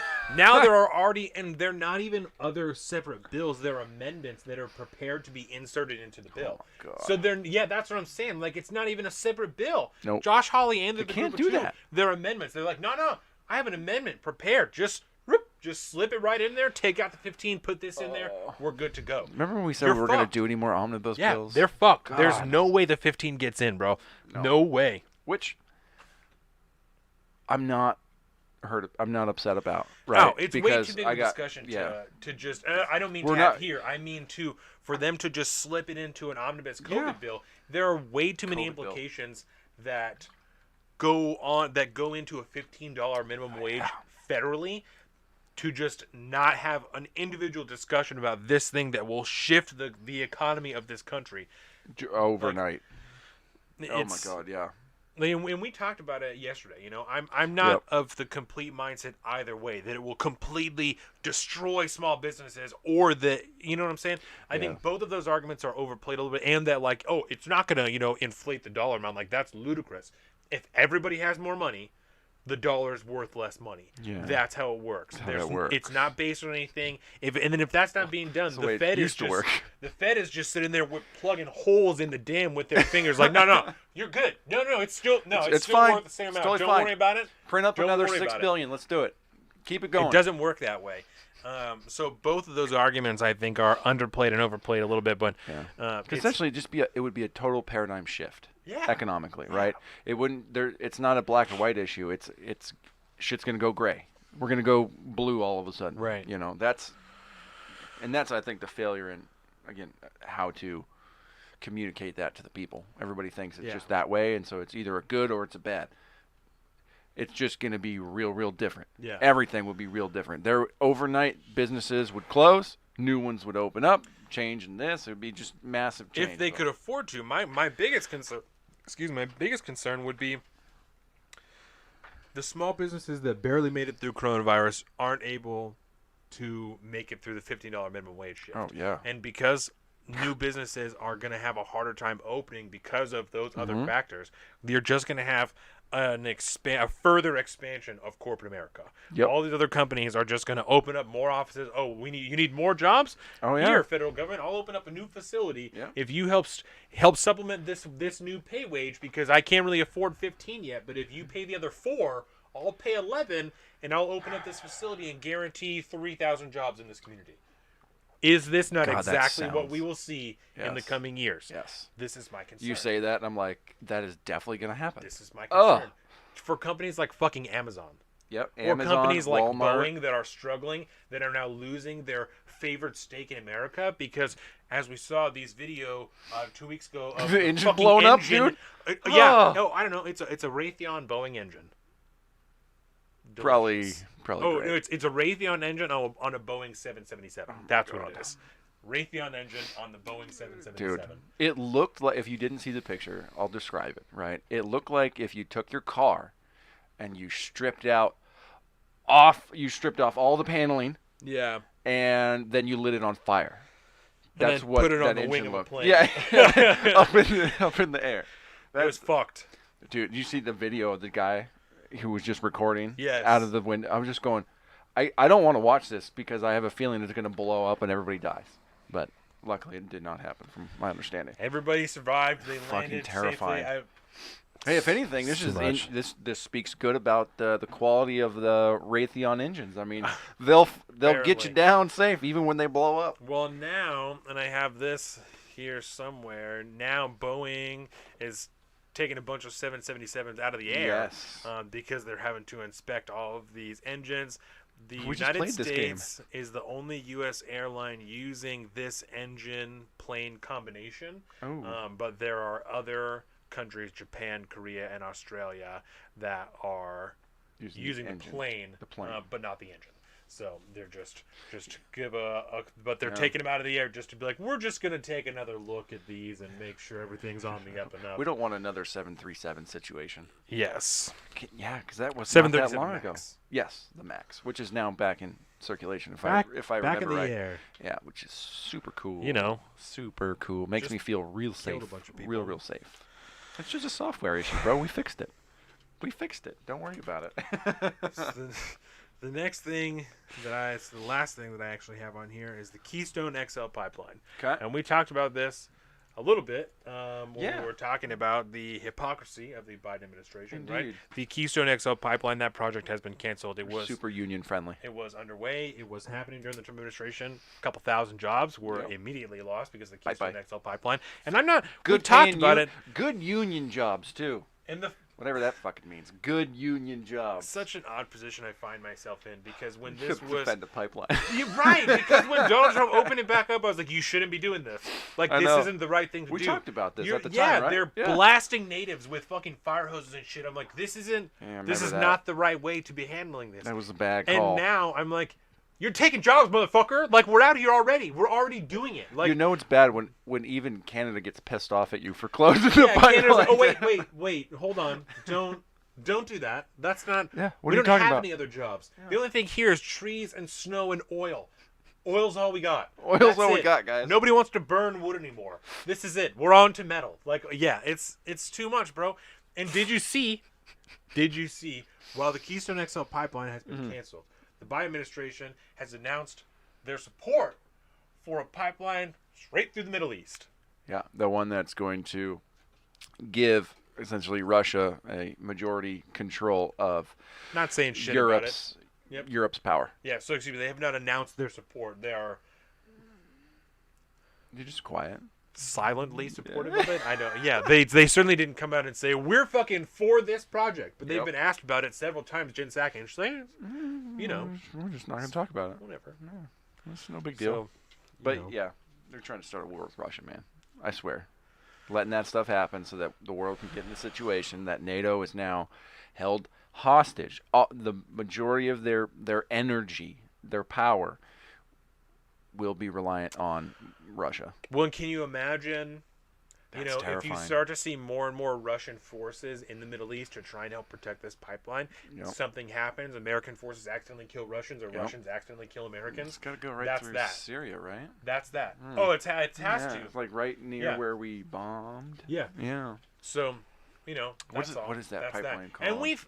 And we've had this discussion before, right? In Libya and in Syria, when you are seeing forces that are backed by the Russians and our American-backed forces are actively there doing battle with Russian-backed forces, like this is a proxy battle with the Russians. We've talked about it. It's a proxy war with the Russians. That's all that this is. This is Russian money versus American money paying other people to fight for us. Yep. That's how we fight wars now. It's fun. We just have other people do it. To the point, and now we start to see the Biden administration address the reports of Russian bounties for the Taliban, on American soldiers. Yeah, they're talking about it. Yeah, they more. died off real quick. Yeah, they're bringing it back now. They're like, this is unacceptable. Like, blah, blah, blah. We're investigating this. Don't like it. Even though Before it was completely unconfirmed. We couldn't be talking about it. Especially when you spent the last 4 years insinuating that Russia, like, essentially appointed a president of the United States. You spent the last 4 years saying that it was an illegitimate president due to Russian interference. And now you're just going to go ahead and escalate that some more. It seems like a really good idea. I'm slightly concerned about the future, my friend. I don't know about you. Well, with a Raytheon board member as the Secretary of Defense, who also led at least a vast majority of the Middle Eastern theater for. I guess you can't really call it a theater because it's not technically a war, right? Yeah. It's a just a military action, right? It's the Middle Eastern theater. I would, like I said, I would be holy hard Kathy. pressed. Holy shit! Kathy got in there when we were talking about Cobra, and I had the screen on the other side. I'm sorry, Kathy Money. Do you think we're going to have a 15 an hour? Oh, no, the bill did pass. Yep. There was other things attached years ago, plus a tobacco tax under a transportation bill. Yeah, that's just how things have been done. Most people go into the state insurance because they cannot afford Cobra. And it should be stated, right? State insurance is better insurance than Cobra insurance. Congress passed the equality legislation. Act. The Equality Act. We might poke on that a little bit. Does that count for something good they did? No. The Equality Act is a dangerous piece of legislation, in my opinion. Yeah. It sounds nice. It sounds good, but once that kind of gets a little closer, I think we might have to do a deep dive into the Equality Act because I don't think we've done that yet. We've talked about it. I know like we've talked about it because right? I have something in my book where we talked about it. And Cobra is the private insurance. Yep. The Equality Act is one of those things that we've discussed in the past that on its face doesn't sound like a bad thing. Yeah. But carries with it a lot of overreaching connotations and implications. That's what I'm looking for.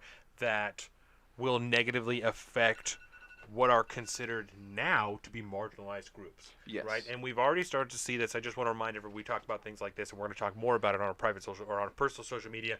I am at Salt of the Street on Twitter and at alpaca_Donovan on Instagram. He's a Big Bird Offie on both of those things. If you're watching us on YouTube, thank you very much. YouTube at Salt of the Streets, Instagram at Salt of the Streets, Facebook at Salt of the Streets. Fuck Facebook. You can find all this saltofthestreets.com. I like how you always work that into that. I leave love us it. a rating and a review if you're listening to this as a podcast. If you're watching us on YouTube now, live, or later, give us a thumbs up. Give us a share and a comment and all of those things. It helps everyone find us. I believe that's everything. Thank you very much. So, nailed it. We talk about these things a lot, and we've already started to see this, right? And, Mom, I'm going to address you directly because you're here in the comments now. We've talked, right, when the Biden administration flipped over, was it Title IX? Title IX. Right. Reverse the decision that Donald Trump made for Title IX, right?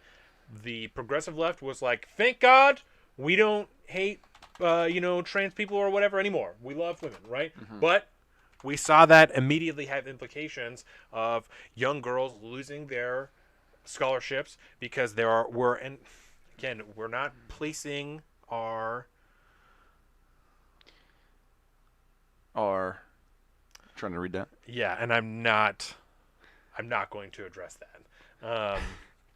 And I'm just not going to. Mm-hmm. And so we have started to see young school-age girls lose their scholarships because trans people have transitioned and started to compete in sports for the opposite gender, and those people have lost their scholarships that they're rightfully it's Title deserving V. of, right? Yeah. And this is just one example of things like this that are extremely dangerous, right? And It's a tough one because on its face, like you said, there's a lot of feel-good stuff in there. And it begs a discussion that there are already legal protections for the vast majority of these groups. Maybe not exactly as they are stated, right? Yeah. Because gender identity is an open discussion of... Yeah.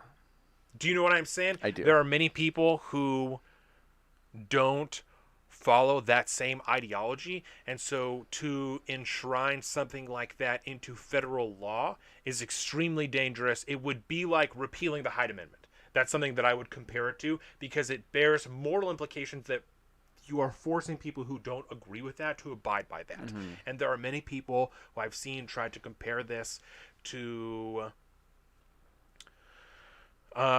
like the Civil Rights Act. Like, oh, well, we don't let people, tell black people that they can't serve somewhere. And like, well, that's fine. We also don't let people discriminate against trans people because they're trans. Yeah. Like, that's not, even now, you can't do that. You cannot refuse to serve people who are trans. That is against the law. That's against the law. If that's why. Yeah. That's what I'm saying. That's Yeah. exactly what I And just that's said. the problem. You cannot discriminate Yep. against somebody who is trans because they are trans. Yep. That is against the law. This does not change that. Nope. This enshrines more layers of protection for people that their social standing, to put it lightly, is not on the same level for everybody. And I'm not trying to prioritize any given group or certain group of individuals, but there's a whole discussion, like I said, about gender identity, about all these things that is not clear enough, I feel, to enshrine these things into federal law. And that's not saying that there doesn't deserve to be a discussion, because there absolutely does. 100%. But it also needs to be an informed and scientific discussion in which people's feelings are really not talked about that much, because We need this the isn't science, much of bro. feelings discussion. We need the science. So that is what I would say To quickly about the Equality Act. Because that did get passed by that house. And because this was back too. I mean, they came up with this right out the get-go. That's what during I'm the trying to original find, because I Congress. know that I have it written down in here somewhere that we talked about it. Because I think it was one of the first agenda items they did back in last year's Congress, or no, 2 years ago. And it's still, it carries H.R. 5. This Equality Act passed the House 236 to 173. This was episode 59. 59. That we talked about that. So we're at episode 103 right now. So it's probably around midtermies, maybe. Mm-hmm. Maybe. This is actually Equality Act, infrastructure, abortion. So this might have been when Haley was on. Yeah. Yeah, because we were also talking about Masterpiece Cake Shops. Yep. So Wow. I love being able to, when you flip back into the Bible like episode that. 59 Pull it out. is what I have written So down for dope. the Equality Act, and it might even be in here before that if it was passed already. Wow. So That's so dope. You just reach back and it's 59. So There it this isn't something that's new. The Equality Act has been around for a while. It was just as And it's been passed controversial then. Yeah. It's been passed by the House more than once. But Yeah. every time there's a new Congress, if it doesn't go anywhere, you got to Right, vote on right. it again. This was just after the Green New Deal was proposed. This was just after wow. Kirstjen Nielsen resigned. So this was actually just after the Kids in Cages thing happened, because that's when Kirstjen Nielsen resigned. So, so there you go. Stephen Miller is reported to be overhauling Homeland Security. Yeah. Stephen Miller, So looking back on it, his involvement in the entirety of the executive branch. he's a crazy person. The dude was in everything. Yeah. He was running the show, bro. He was the Trump's Cheney. That's who it was. Yes. He was Trump's Cheney. Yeah. Because Mike Pence didn't do nothing. Yeah. he was very, very passive. Yeah. So I can say that if the Equality Act goes further, we will definitely do a deep dive on it. And the same thing with $50 minimum wage. Yep.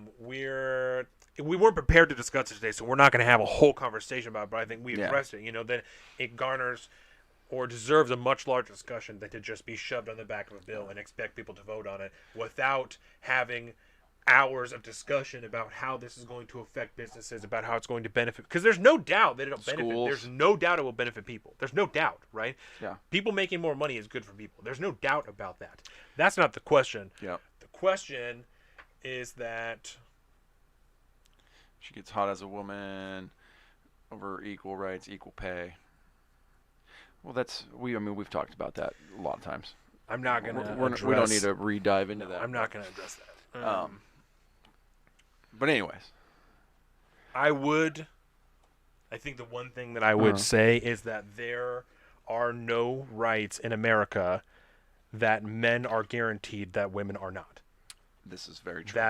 That is the objective reality of that situation, and I would not tell anybody that their feelings are wrong or that they have not experienced things, but as it sits, the rights that are guaranteed to men are 100% the same as the rights that are guaranteed to There are women. no legal hurdles to pass. There's none as far as that goes.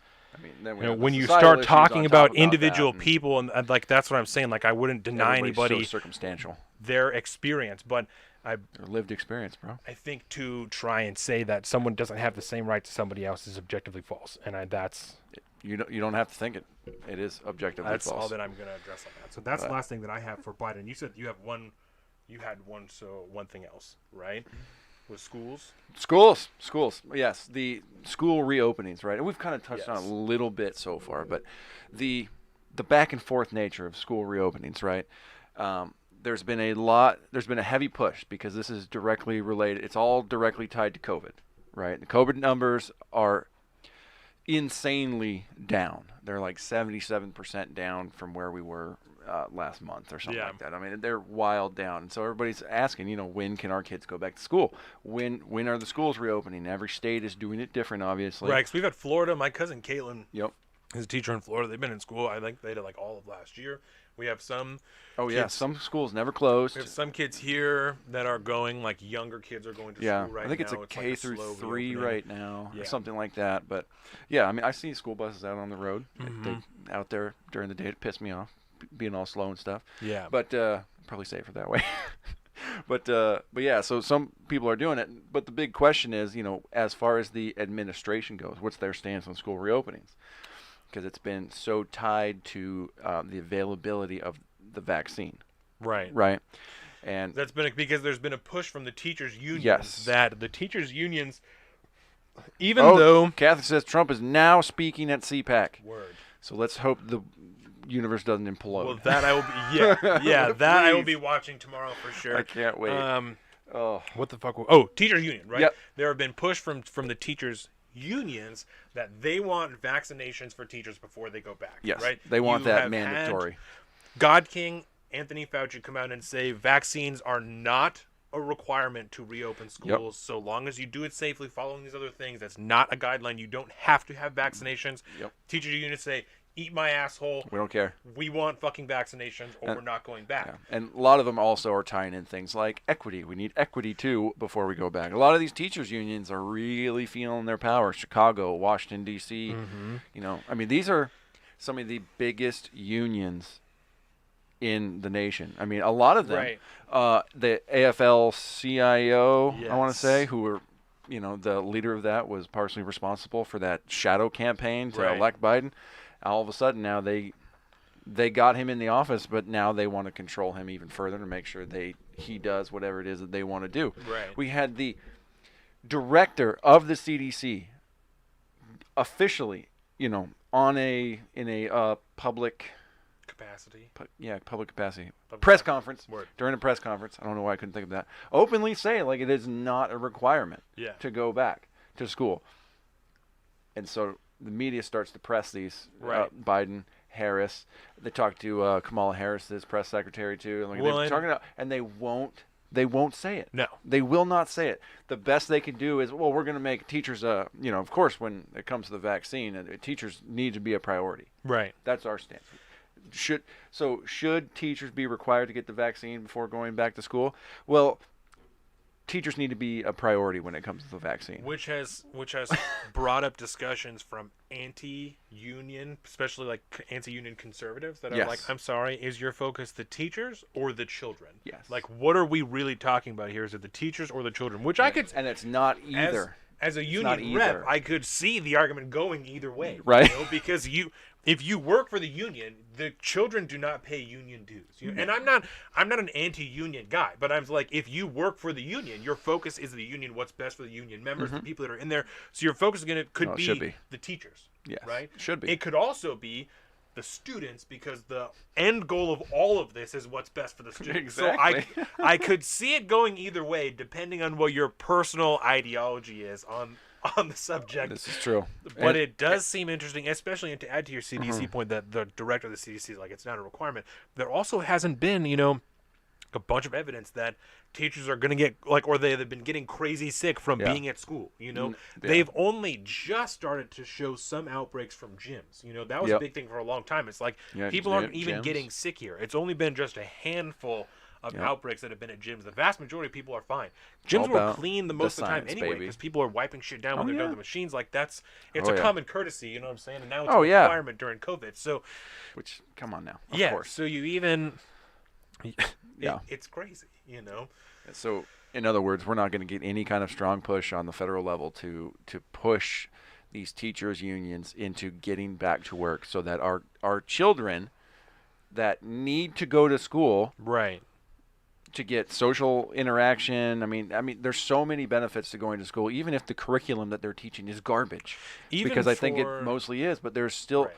a massive benefit to learn social skills, to learn how to interact with other people, basic things like, learning how to read and write and spell. I mean, you're not going, a child is not going to get that staring at a computer screen. No. Period. That's just not going to happen. And But it it's- doesn't matter to them because it's all about the power of the union at this point. Right. And That's it's all they care about. I find it Line in especially their interesting pockets. that one of the big points from the Biden administration, when they're talking about the stimulus bill, the $1.9 trillion stimulus bill, it's like, if we want to get schools back open, we have to get money to the schools, right? So they put however much money is in this bill towards the schools. Yeah. But Forget how if the much. vaccine a plan lot. isn't done, right, if the teachers haven't been fully vaccinated, then it doesn't matter how much money has been invested, right? Which is not to say that it's not an important aspect of the plan, because obviously this money goes filtration systems and cleaning and like all the other things. But even if you have all of that done and the vaccine isn't done being distributed, the teachers still won't fucking go back. Yep. Like, so It's wild. the focus has always, and it's almost like a smokescreen type of thing. It's like the Oh, yeah, money yeah, yeah. though, like we need The money for money. the schools, but what about the teachers union? Money for the schools. Money we for gotta the get schools. money for the schools Oh out of my here. Like, gosh. I'm done. No more It's questions. So good. No, Yeah, it's Calling a lid. it's weird, It's very strange. Yeah, I mean, it's not that strange. It's just corrupt. We did forget to mention there's a couple of things in the stimulus bill just that I wrote down here. There Hmm. was an expansion of the child tax credit. Yep. Um, It's like $3,600, I think now. Yeah, $3,600 for under 6 years old, $3,000 for over 6, and I believe you have the choice to either take it every month or take it as a chunk when you file your taxes. Like, you can get it as a credit when you file your taxes. Get that lump sum, baby. Don't do dispersion. Or you can get $300 every month. So when Jordan and I were talking about it, that could be the difference between one more bedroom on a house. You know what I'm saying? That could be childcare for 3 days a week. That could be any number of things. That's very true. So having there's that $300 I can see the additional benefit every week. I can see the benefit either Every way. month. I can see it either way. Yep. Then it could be to pay for another bill. Like I said, a car. That's a better car payment. You don't have Exactly. to worry about paying your car Exactly. payment now. So I can you know? see any number of benefits to doing it either way. You Yeah. know, you could just use it if you have most of the things. If you have the stuff that you need because you live a good lifestyle and whatever, but you still get that credit, you could use that for a vacation once a year for your kid. You know could what I'm throw saying? in If Bitcoin. all there's any number of things that you could do that I think are Yep. totally acceptable. That's interesting. There's a 1-year child care credit. So like whatever you spent on child care, you can claim that on your return and get, I think, half of it back. I believe is Interesting. how that works. That is interesting. There is $160 billion for the vaccine plan and $30 billion for rental assistance after the eviction ban has been extended. Yep. So. Yeah, because everything I think just got extended out to March Yeah. from because before it was $400 unemployment plus $400 unemployment. I don't think I said that either. But there's 400 an up increase from of 300. Yeah, an increase of $100 Yeah. which is good. It started at 6. There was a lot of controversy with the 6. There were some people who made more. I don't really give a shit, you know. I know at that time, I know especially now, you know what I'm saying, that those people have had to go for X amount of months with half of that. Yeah. If you were only making $100 more a week, then you're making $200 less a week now. I'm fine with that. It's So, weird. It's a wash for me. I'm not really worried about it. And isn't it kind of funny that under the Trump administration, people got more money Yes. than what they're getting under the Biden-Harris administration? Which is Interesting. starting to come out in talking points against the Biden administration, and it's not looking very good because Where did the $2,000 check concept come from? there's not really a good argument against that talking point right now. There So isn't. that's a problem. It's gonna be a problem. So Oh my gosh, it's everything is so terrible, Donovan. yeah, there are some other don't- things. I don't understand. There are some other things in there. Obviously, those are just the real big ones that I think most people are really concerned Yeah. about, that are looking for. Yep. Yep. So that's. But we can. Yeah, I remember. Yeah, when I came across that unemployment increase, I was like, oh, some more crumbs. That's Yeah. cool. And just up it another Yep. $100. That's dope. I mean, whatever. That's too funny. Is there anything else that you would like to hit on for schools or? No, that pretty much covered it. I Yeah, was just, okay. I'm super angry at these teachers' unions because obviously you can look around and there are people going back to school. Yeah. You can do that, and teachers aren't dying in great waves right now. Right. Just do it. Yeah. Quit being lazy. Go back to work, or somebody needs to put their foot down and tell these people to hit the bricks. You're gone. At some point, you gotta stand up to these unions, man. Otherwise, you'll never go back to school. If they have all that power, we're doing Zoom school 3 days a week. It's just going to be a thing. I mean, Jen Psaki, back in the day, you remember this when she was talking about school reopening? She was hoping that within a year, she wanted all schools Right. to be open at least 1 day a week for physical school. And then she later amended that to, I think, 3 days or something like that. But that is insane. Insane. Kids aren't dying from the COVID, from the Rona, all right? Teachers aren't going to get it from the kids. I mean, Right. I think, but if we're so worried about the science, just don't look at it and just make up whatever you want. The science. To science. Whatever this is. With that, Democratic I think we can move on letters. to Texas. Texas would be a quick little topic. That's true. Then we can move on to most unemployment claims I see are under $500 a week, so they would get about $2,000 a month without the additional money, which is not that's not that much money. You It's know what I'm not. saying? When I worked at the It's call enough to make center, ends meet. when I worked at the call center, I got paid every 2 weeks, and I think I got just over $700 every 2 weeks. That sounds terrible. It was horrible. But it sounds like a call center job. And I made $10.50 an hour when I worked there. And so I believe, if I'm remembering correctly, That's I a believe week. that's every 2 weeks. I brought home just over $700, like $750, I think. For fuck's sakes, buddy. What I'm saying. That's so bad. So $500 a week is really not that much, and I'd that take was that was my first job, $10.50. I could not Yeah. have supported myself No. on that job, you know. Yeah. So that's not. It's shit for money. It is. Yeah, it's nothing. It's That's shit for money. That's nothing. You That's about the certainly best can't way to put it. You could support yourself, one person on that, you know. Yeah, maybe, If you live yeah. by yourself, like And you rent rented a room, somewhere, yeah. You certainly, you can't have an apartment here. Nope. You know, apartments you're like at least $1,000, like a month. Yeah. They're Maybe. in Bremerton and stuff. Yeah, A $1,000, closet. $1,200 is like Yeah. very common, very, very common, which is fucking absurd That's insane. for an apartment. Yeah. An apartment. That's like a really, really good mortgage price around here. It's like $1,200 a month. You know what I'm saying? Yeah. And yeah, that's like a really good mortgage payment. Yeah, you might as well. That's like, yeah, you might as well buy a house. Yeah, except for the You fact might as that well buy a like house. when you got to shell out all that money, Right, but you can't. it's a system, bro. It's a closed Yes. loop system. You don't make Yes. enough money you barely make enough money to pay for your apartment. Yeah. How are you going to save up money Yeah. while you're paying more for the apartment to buy a house so you can have a cheaper payment every month. It's insanity. It's backwards. They don't want you to get ahead. They don't want you to win. If It's you fucked receive up. TANF, Yeah. you only get $5.35 a month. TANF. What's TANF? TANF, I'm sure she'll tell us what the acronym stands for, Okay. but it's federal assistance. Oh, okay. Yeah, and I believe you can get it in different varieties. Like it's cash, I think. Interesting. Yeah, I'm sure that she will comment and clarify for us. That's like what she does. Yeah. So that's Super dope that, like, you can have, I have mixed feelings about the validity of some programs or how much money's being where or how they're being run, but it's super nice to know that there are so many assistant programs. I can't comprehend how many there are. Yeah. That is kind of nice to know. If you need help, there's almost definitely a place you can go to get it. Yes. There are definitely rules that you have to follow. Temporary need there you assistance. Go. State welfare. Nice. There you go. There Good you deal. go. Good deal. Okay, so Texas, Texas. right? Texas. This will be a quick little topic. It's pretty easy to flesh out if you're not a partisan piece of shit. So, Polar vortex hits. yeah, And Austin is covered in snow. Texas is just a white wasteland. Super cold. yes. And Texans they're not used to this. They're not ready for this. And it's important to understand Texas is on an independent power grid. Yes. There's a historical reason for this. We're not going to really dig into the history of it. That is the reality of the Yep. situation. They long ago privatized their energy grid, and they created essentially an energy marketplace Yep. in which private companies could go there and advertise different rates for power, and you could choose which company you want and then buy power from them. Because versus most states, it's like you just get the one. Here we have Puget Sound Energy. Yep. That's where your power comes from.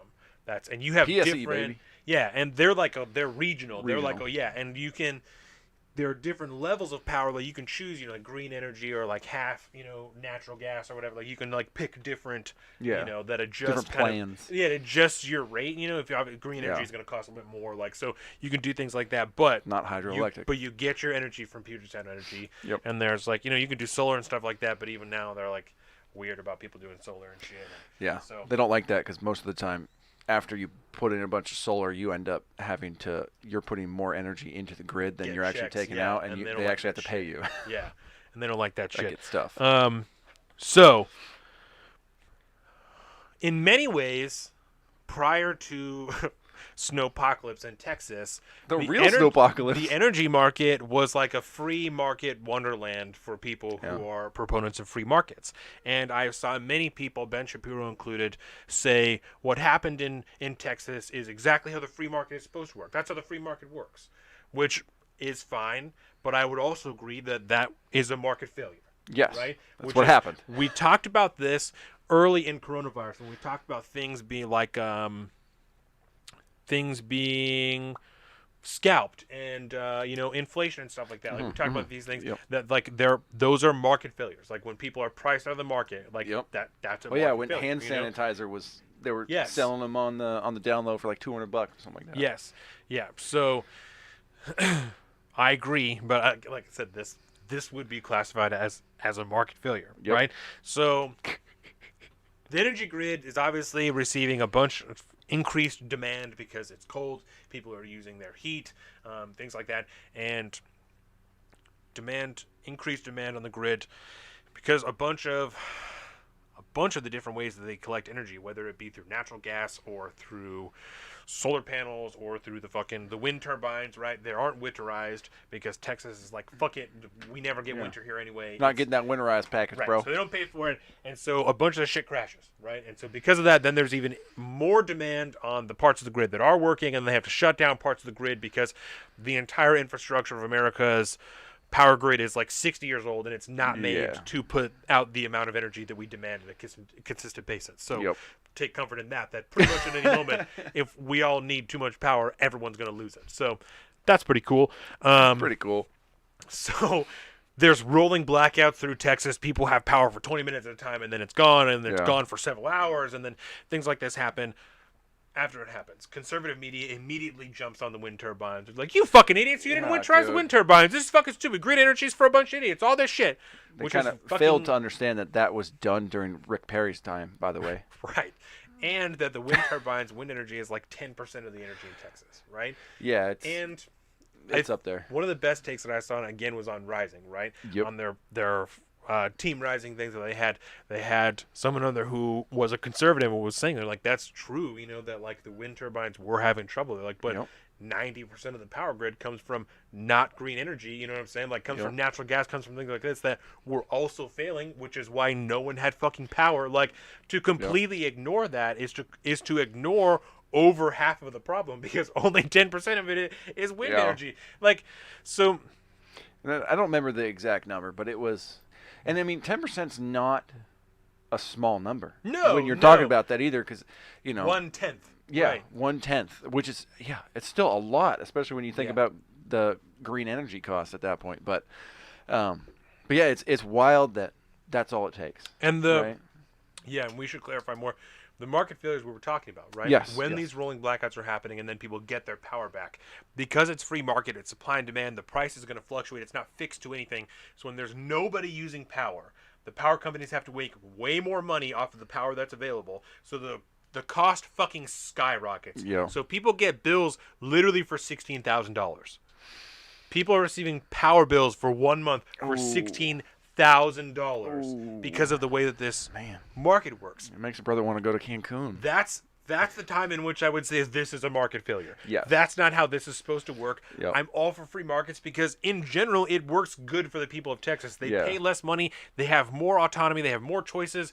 Things are better for them. Yep. They have to choose the kind of energy they're getting it from, all kinds of shit. Yep. If you Seems want to, like a cool concept. Think that it's great. That's Steven's saying. Utilities are a monopoly and suck money out of all of us. When you only have one choice, they can do whatever the fuck they want. Just like cable companies. They can decide that hydroelectric power is not a green energy, and so it doesn't count because it kills too many animals and all this shit. Right? Yeah. They can do things like that. All them fish get caught up in them turbines. all the fish, bro. It's dangerous. The deer that goes swimming across the. Whoa. That got dark. Grimy. So that's where ground venison comes from. Oh my God, you're horrible. That was a stretch. So there are a few lessons to be taken from this, I think. I think so. Right? I think so. Don't be a partisan asshole. Because Word. You sell people a false story, because I think most people hearing this, if they didn't do research on all sides of the spectrum, only heard one half of that. Oh, yeah. Like, well, fucking windmills freezing. If you're only listening to, like, left-leaning media, then you just hear about the mayor of Texas, or the governor of Texas, and all these mayors that are blaming green energy, right? Yeah. That's their spin, is, the conservatives just don't like green energy, and the conservative spin is that green energy sucks, right? Both fucking stupid takes on the situation, because that's not really what we're talking about right now. Nope. Just really fucking stupid. When it takes two people like us 10 minutes to break down the reality of the situation on a fucking podcast that 7 people are watching, you know what I'm saying? Like, what are we really talking about here? What are we doing here? Do we really have media, or do we have people who are getting paid to say whatever the fuck they want and make you believe it? Yep. What do we really have here? Because we're doing this for free. So we're losing money to do this, and we're happy to do it. Happy, baby. Super happy. It's actually the best part of my every other week. Excellent. It's Excellent. my favorite time. Other lessons to be drawn, like we said, market failure. Free markets are great. There are market failures. There needs to be stabilizers built in so people don't have $16,000 power bills when they really only had power for like 20 minutes. Yeah. And that I'm That's sure not is good. something that would get fixed. You Certainly make that phone call, be right, like, don't worry about it. Exactly. Don't worry about it. It was sorted out, right? Yeah. But there is no reason people should receive $16,000 Yeah. bills. Right. I'm It's not like when you get a bill from like the hospital or something like that that's covered under your insurance, but you still you see that number, go, Yeah. Why then you call your insurance company and panic, like, oh yeah, don't worry about that. Yeah, they're like, no, you're fine. good. They're good. This is pre-adjusted. Yeah. So right, pre-adjusted. I appreciate that, because these people didn't have to pay their $16,000 bills. Yeah. Obviously, the Energy Renewal Council of Texas or whatever, they're like, no, that's not how this is going to work. But yeah, there's no reason that's how this should work. There needs to be stabilizers built into a market like this if this is how you're going to operate. Yeah. I think this is going to be good lessons to all of them. Obviously, pay the extra money. Winterize your shit. We're in climate change. Things are fucking insanity. Get some, and looking at it too, it's like that polar vortex doesn't happen that often, No. but it happens often enough that you should do it. probably plan for it. Right, because Now at least let's hindsight 2020 this thing. Right. All The right. big Let's get some snow counterpoints. plows. Let's get some salt. Yeah. Just stockpile that thing in some warehouses, some places. I mean, come on. the big counterpoints were like Minnesota and something else that have the same systems, but they're winterized. And like, and Yeah. they didn't lose power at all. Yeah. Stupid. Because they live in the Arctic, bro. They're used to it. Right. They run that way. Texans So- walk around in shorts and flip flops all year long, It's all bullshit. and cowboy boots. So I think that's it as far as Texas. Yeah, it was I good. just wanted to make sure that we hit that because Yeah. there was so much bullshit surrounding it. Oh yeah, that I because knew- it was just this web of disinformation. Yeah. It was terrible. And I knew that we could. And it hit was so quickly. simple. It's just they had a system in place, and it wasn't ready for that. Nobody was ready for it. Apparently, nobody has the weather app on their phone. Anybody that has any real power in Texas, apparently. But hey, whatever. That's fine. It all came on real quick, which is why I would jet out to Cancun, just like Ted Cruz did. And then he's like, he tried to play into it. Like it's big jokes on me, ha ha ha. Yeah. He joked about it at CPAC too, and to no applause, which was sad. Not funny. It was Ted. it was a bombing comic, dude. It was so uncomfortable. Oh man, that was one phone company, Ma Bell, until Yeah. 1980. Yeah, that's right. Yeah, the utility racket is a racket. Yes. It's weird, and we're all arguing to try to make the internet the same thing. Seems like a great idea. It seems like a safe place to run, but it's a really bad idea. I hate it. Word. Coca-Cola. Oh, I had that written down. That's really Coca-Cola as just a nice little palate Yes. cleanser before we go on. We'll probably do the letters next. Yep, that's what I Um, have. I actually wrote, "What the fuck, Dems?" What the fuck, Dems? I went 2 Dem letters to TV networks. That's my note. Yeah. That's my talking point on that one. Yeah. So let's talk about Coca-Cola real quick. How amazing was that little side story about how woke Coca-Cola went? It's dark, bro. It's so bad. dark. Try to be less white, right? Try to be less If white. anybody who doesn't know what we're talking about, there's dark. many different places you can go to get a fuller story on Yeah. it. But there was some LinkedIn articles or LinkedIn posts that were leaked from a Coca-Cola training video that was being required. by all Yes. Coca-Cola employees. They all had to watch this and go to it's the sensitivity training. That set out a list of characteristics And what is that- her? are attributed to whiteness. Yep. And then a list of ways in which To you be less could white. actively try to be less white to try and be more anti-racist. Anti-racist because what? Oh, white fragility. Yeah, Robin DiAngelo. Robin DiAngelo. Because that's who did the That's video. who created this training. I'm like, oh my God, we're Yeah. actually there. Coca-Cola drank the Be Kool-Aid, less white. and they told all their employees to be less white. All their white employees to be less white. Yeah. And actually, well, everyone, because whiteness is now more of a verb or an adjective. It describes many things about different things, including power structures and hierarchies, and it's all part of whiteness. So if we everyone has got a little whiteness in them somewhere. Even though I was pretty sure that to say something like, "Oh, that's a black thing," like that's like racist, right? Super I- racist. I don't whether or not I would call it that, right? That's I was. You're under the just not being understanding anti-racist, That Donovan. to prescribe an objective thing to a particular group of people is racist because how could I possibly assume that they would all be doing the same thing? That's just right? your whiteness That's speaking, pretty Donovan. For sakes, get it together. Get it together. You need to tone down some of that whiteness. right. Anyways, so let's talk about these letters, bro. At least the drone squad is black.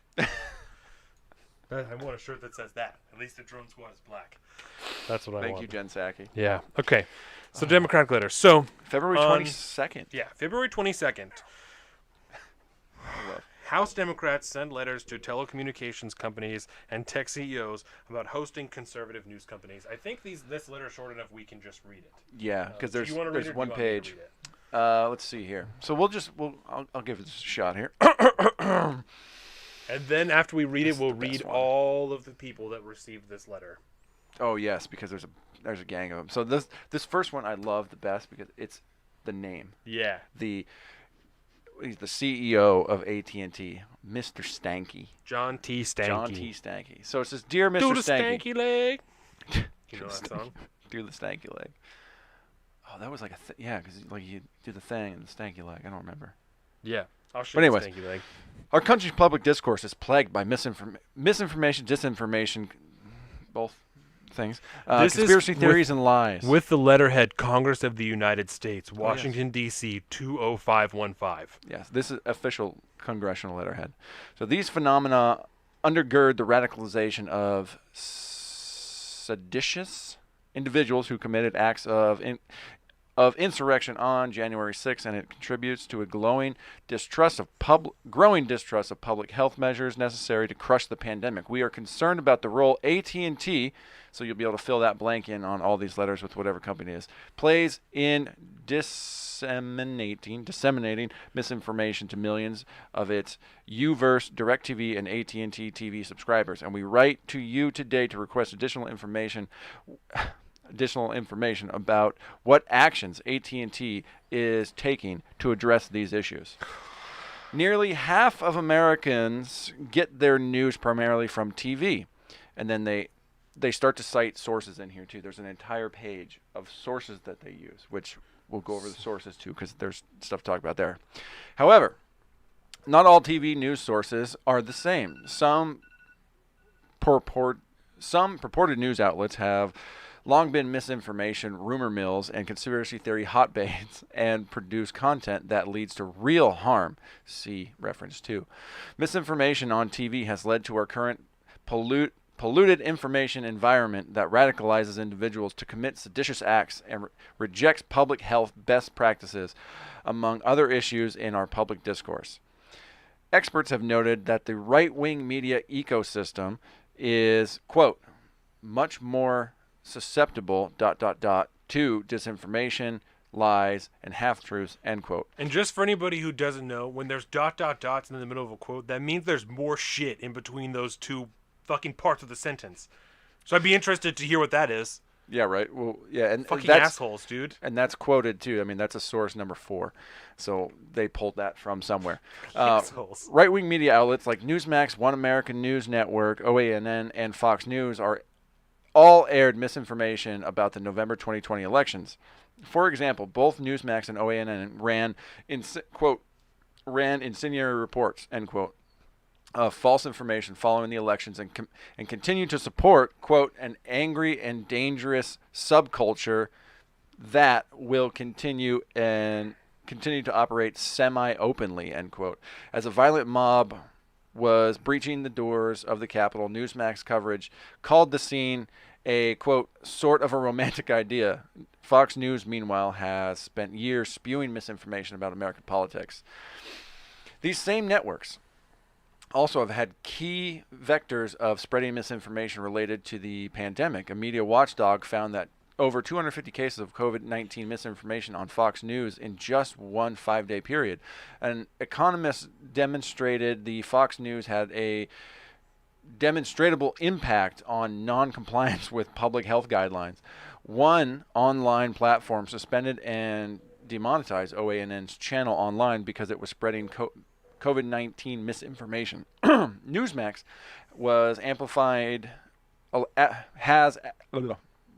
has amplified allegations that members of the Chinese Communist Party helped to develop the COVID-19 vaccine. Something being actively investigated by the Biden administration as we speak. So sadly, these facts are not new. One popular television show aired a segment about OANN last April that included a dire warning. The kind of misinformation OANN is spewing right now could end up getting people killed. Yet, to our knowledge, the cable, satellite, and other over-the-top companies that disseminated these media outlets to American viewers have done nothing to respond to the misinformation aired by these outlets. AT&T currently carries Fox News, Newsmax, and OANN, and Uverse, DirecTV, and AT&T TV. As a company that serves 17 million Americans, AT&T plays a major role in the spread of dangerous misinformation that enabled the insurrection on January 6th and hinders our public health response to the current pandemic. It is for these reasons we ask you to provide us with responses to the following questions about AT&T's policies toward content carried on Uverse, DirecTV, and AT&T TV by March 8th. So they want their answers by March 8th. March 8th. Question number 1. What moral or ethical principles, including those related to journalistic integrity, violence, medical information, and public health, do you apply to deciding which channels to carry or when to take adverse reaction against those channels? 2. Do you require through contracts or otherwise that the channels you carry abide by any content guidelines? If so, please provide a copy of the guidelines. How many of your subscribers tuned into Fox News, Newsmax, and OAN on Uverse, DirecTV, and AT&T TV for each of the 4 weeks preceding the November 3rd, 2020 election and the January 6th, 2021 attack on the Capitol? Please specify the numbers of subscribers that tuned into each channel. 4. So they want to know this, just for anybody who didn't hear that. They want to know how many people that subscribe to AT&T watched any of these channels in the weeks leading up to the Capitol. Yep. They want to know if you watched it. That's what it is. They want to know who out there is watching this stuff, and then they're trying to hold these companies accountable for those people participating in bad thing. For not enforcing moral them. guidelines. Yes, moral guidelines that are entirely subjective. Moral or ethical principles.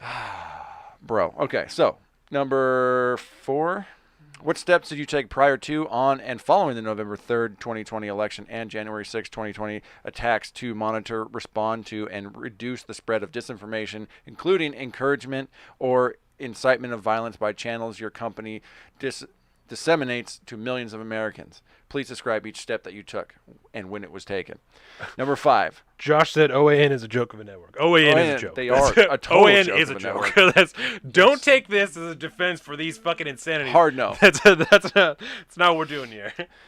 Number 5. Have you taken any adverse action against the channel, against a channel, including Fox News, Newsmax, OAN, for using the platform to disseminate disinformation related directly to the, November 3rd and 6th. I'm not even going to keep going. Have you ever taken any action against a channel for using your platform to disseminate disinformation? Are you planning to continue carrying Fox News, Newsmax, OAN, Uverse, so on and so forth? If so, why? So, you have 2 sitting members of Congress now reaching out to, so we have AT&T, we've got Verizon, we've got Roku, Amazon, Apple, Comcast, Charter Communications. Got to be another telecom company. Yeah, that's another telecompany for sure. Dish Network, Cox Communication. I know Cox. I used to have Cox Cable. Cox.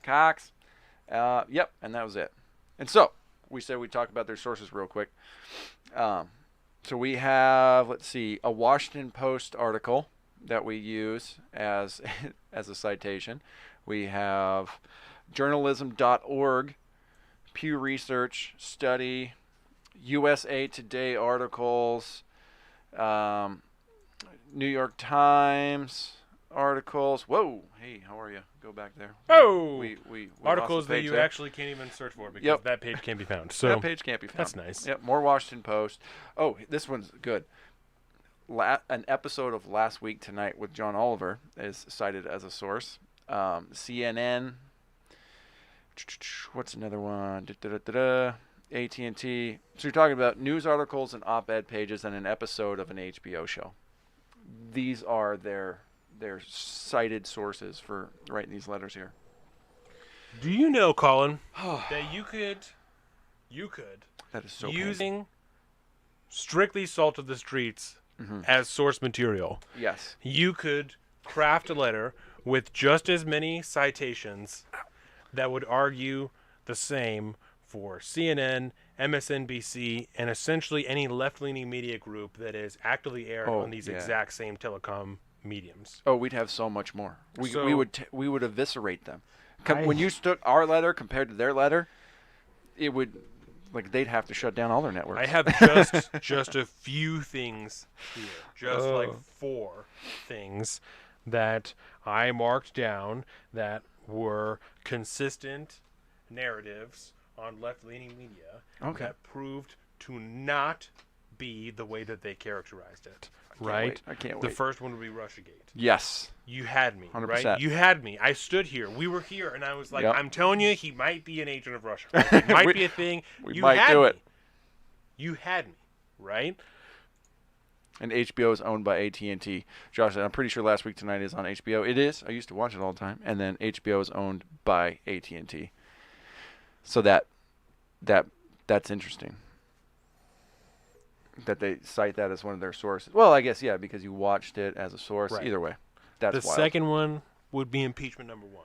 Impeachment number 1, Russiagate You almost had me. 2.0. Right? Almost had me. Because, Oh, wait, Ukrainian phone call. Because up until, like, it was up until the day the impeachment started, I was like, I'm for it, I'm here. And Yep. that first day we were Let's do talking it. to each other, and I was like, this isn't right, man. Like, this isn't the way to go. This isn't it. So you almost had me. Number 3 would be Kavanaugh, right? Yeah. You fucking Oh. had me. Because we even sat here, and I was like, fuck him. Why would she lie? Why would she be lying? That's crazy. And then her friends were like, no, that's not true. That's not true. When your friends turn against The you. next one, peaceful protest. Literally flames behind reporters Mostly like, peaceful. shit looks good over here. That's one of those Gangs fact all here. checks. Mostly true. So, and again, I'm not defending the quality of Right. the content that comes from any of these channels or mediums that are Yeah. mentioned, because as Josh said, That's as the hard Kathy part. said, it's shit. It's terrible. It's absolute shit. They're garbage. But to try and say that this shit isn't the same as that shit is bullshit. That's wrong. That's not true. This shit, that because shit, bullshit. there's no at least Fox News, when they get sued, they're like, dog, you can't even really expect that we're news, right? Like, we're an entertainment company. They're Crowder. You can't even. They like, and I'm not defending their content, but at least Fox News owns where they're at. They're like, true. we are not a fucking news channel. We are entertainment television. That's where we're at. We talk about the news. We are entertainment television, right? And it's certainly, you could argue, because it definitely is a veil for them of protection against legal, prosecution. But at least they are honest about the content that they are creating. Like, we are entertainment. This is, if you're getting your news here, you're probably a little bit stupid, because this is fucking entertainment, right? The same thing as Steven Crowder. If you're getting your news there, you're going to get some information. You're probably a little bit stupid, because a lot of that fits his agenda and cut and dried and pasted specifically to fit what he is saying. That's why whenever he talks about something, it makes so much sense. Yes. The same way. It's tailor-made to be that way for you. The same way that it happens on Fox News, the same way it happens on OAN, the same way it happens on CNN and MSNBC and fucking ABC, that, like we talked about earlier, are making the same arguments that they argued against 4 years ago when Donald Trump launched his first airstrikes on the airfields in Syria. When that happened, these same arguments were made and attacked by ABC. And now it's being used to justify something that works for them. And I could almost forgive everybody for doing it if they all didn't take the stance that they're objective news media. None of them are. None of them provide anything worthwhile. Well, comparatively, on balance, we'll say, right? And they just won't admit what they truly are. Right. And so everybody buys into them like they are objective news reporters, like they're objective sources of information. And occasionally you get objective, facts. You get objective stories occasionally, but like by and far, every single one of these networks is built for. They're tailor-made for a specific audience. To fit a narrative. To fit because they want to talk to those people, not those people. Those are our customers. These are who we like. It has nothing to do with the news at all. Like, it's news-based entertainment. And if everybody would just come out and admit that, I would almost be okay with it. When I would say the only big difference at that point is that there's only one side that's calling for the other side to be silenced. Yeah. Yeah. right? And I bring that up because you and I talked about this. This letter from House Democrats comes just off the back of Brian Stelter on January 30th, arguing in favor of limiting the reach of these very companies, of these very news companies, of these entertainment companies, right? Because, in his argument, limiting someone's reach is not the same as censoring them. I've never heard any of these other conservative media groups call for left-leaning media to be removed from the airwaves so people can't hear it. It's a dark day in Not American history once. when the right side of the aisle, when the conservatives are the ones standing by free speech ideals. Like how did that They used to happen? be the one burning books. You know what I'm Yep. saying? And now, like, even when I was growing up, Yep. Republicans are the ones that want to limit your free speech. They don't want you to say whatever you want. They only want you to say things that fit their narrative. But Amazon is pulling books off their shelves because they're hateful. That's where we're at today. It's none of it's good. None of it's good. And this letter by two sitting Congress people going after private networks, telling them that these specific ones, like I want to know, because that is such Requesting a viewership numbers. it's such a bitchy letter. It's like, hey, we're gonna sit here on our high horse and well, what exactly did you do to stop January 6th from happening? Like, what exactly did you do? You didn't do anything, did you? No? Well, can you put that on? We're going to call you in here for. I'm surprised they haven't tried to move for some kind of a hearing at this point. Because that is. Yeah. I would be suing the shit out of these people. If I was a company that got that letter, I'd be like, no. You don't get to do this. Right. This is Because ridiculous. what type of statutory guidelines are any of these telecom companies required to enforce other than the FCC guidelines that are Yep. there to make something safe for people to consume? Which, by the way, is why we're not going to do AM radio. And we'd be getting fines up Fucked the on ass. FCC. We're not playing that game, bro. God damn it! God damn it, government! You got me again. Yep. So But yeah, that's my thing when they're talking about moral and ethical guidelines. What are you enforcing along this line? Why? are you There's talking no about? objective way to enforce that No. outside of what's being done by the FCC. FCC's making sure nobody's getting killed, nobody's getting hurt, no animals are getting hurt, none of this shit. you could These you are could swear all- you could swear like a few times, but you can only say these specific things. We Well, have all these little and rules even a about what lot you of that can and stuff- can't do on broadcasting. Even a lot of that stuff is more about like advertisements than it is Yeah. about actual guidelines. It's that the just like YouTube. advertisements won't give you money. The advertisers won't give Yeah. you money if you do these things. Yep. The FCC even has looser guidelines than the advertisers. It's insanity. So to think that the federal government would be asking for them to apply even more strict guidelines based off of what can only be subjective ethics and morals Yep. is extremely disturbing. Yeah, because you're right there. Ethics and morals. If that is not subjective and will vary between different people, even if you believe generally in the same thing, no two people for the most part are going to really truly agree in the same thing about what a Right, network right. should and shouldn't be able to broadcast. Because the only objective ethical and moral guidelines that you could put in place would be ones that would be constitutionally founded. yeah, Those already exist with the FCC.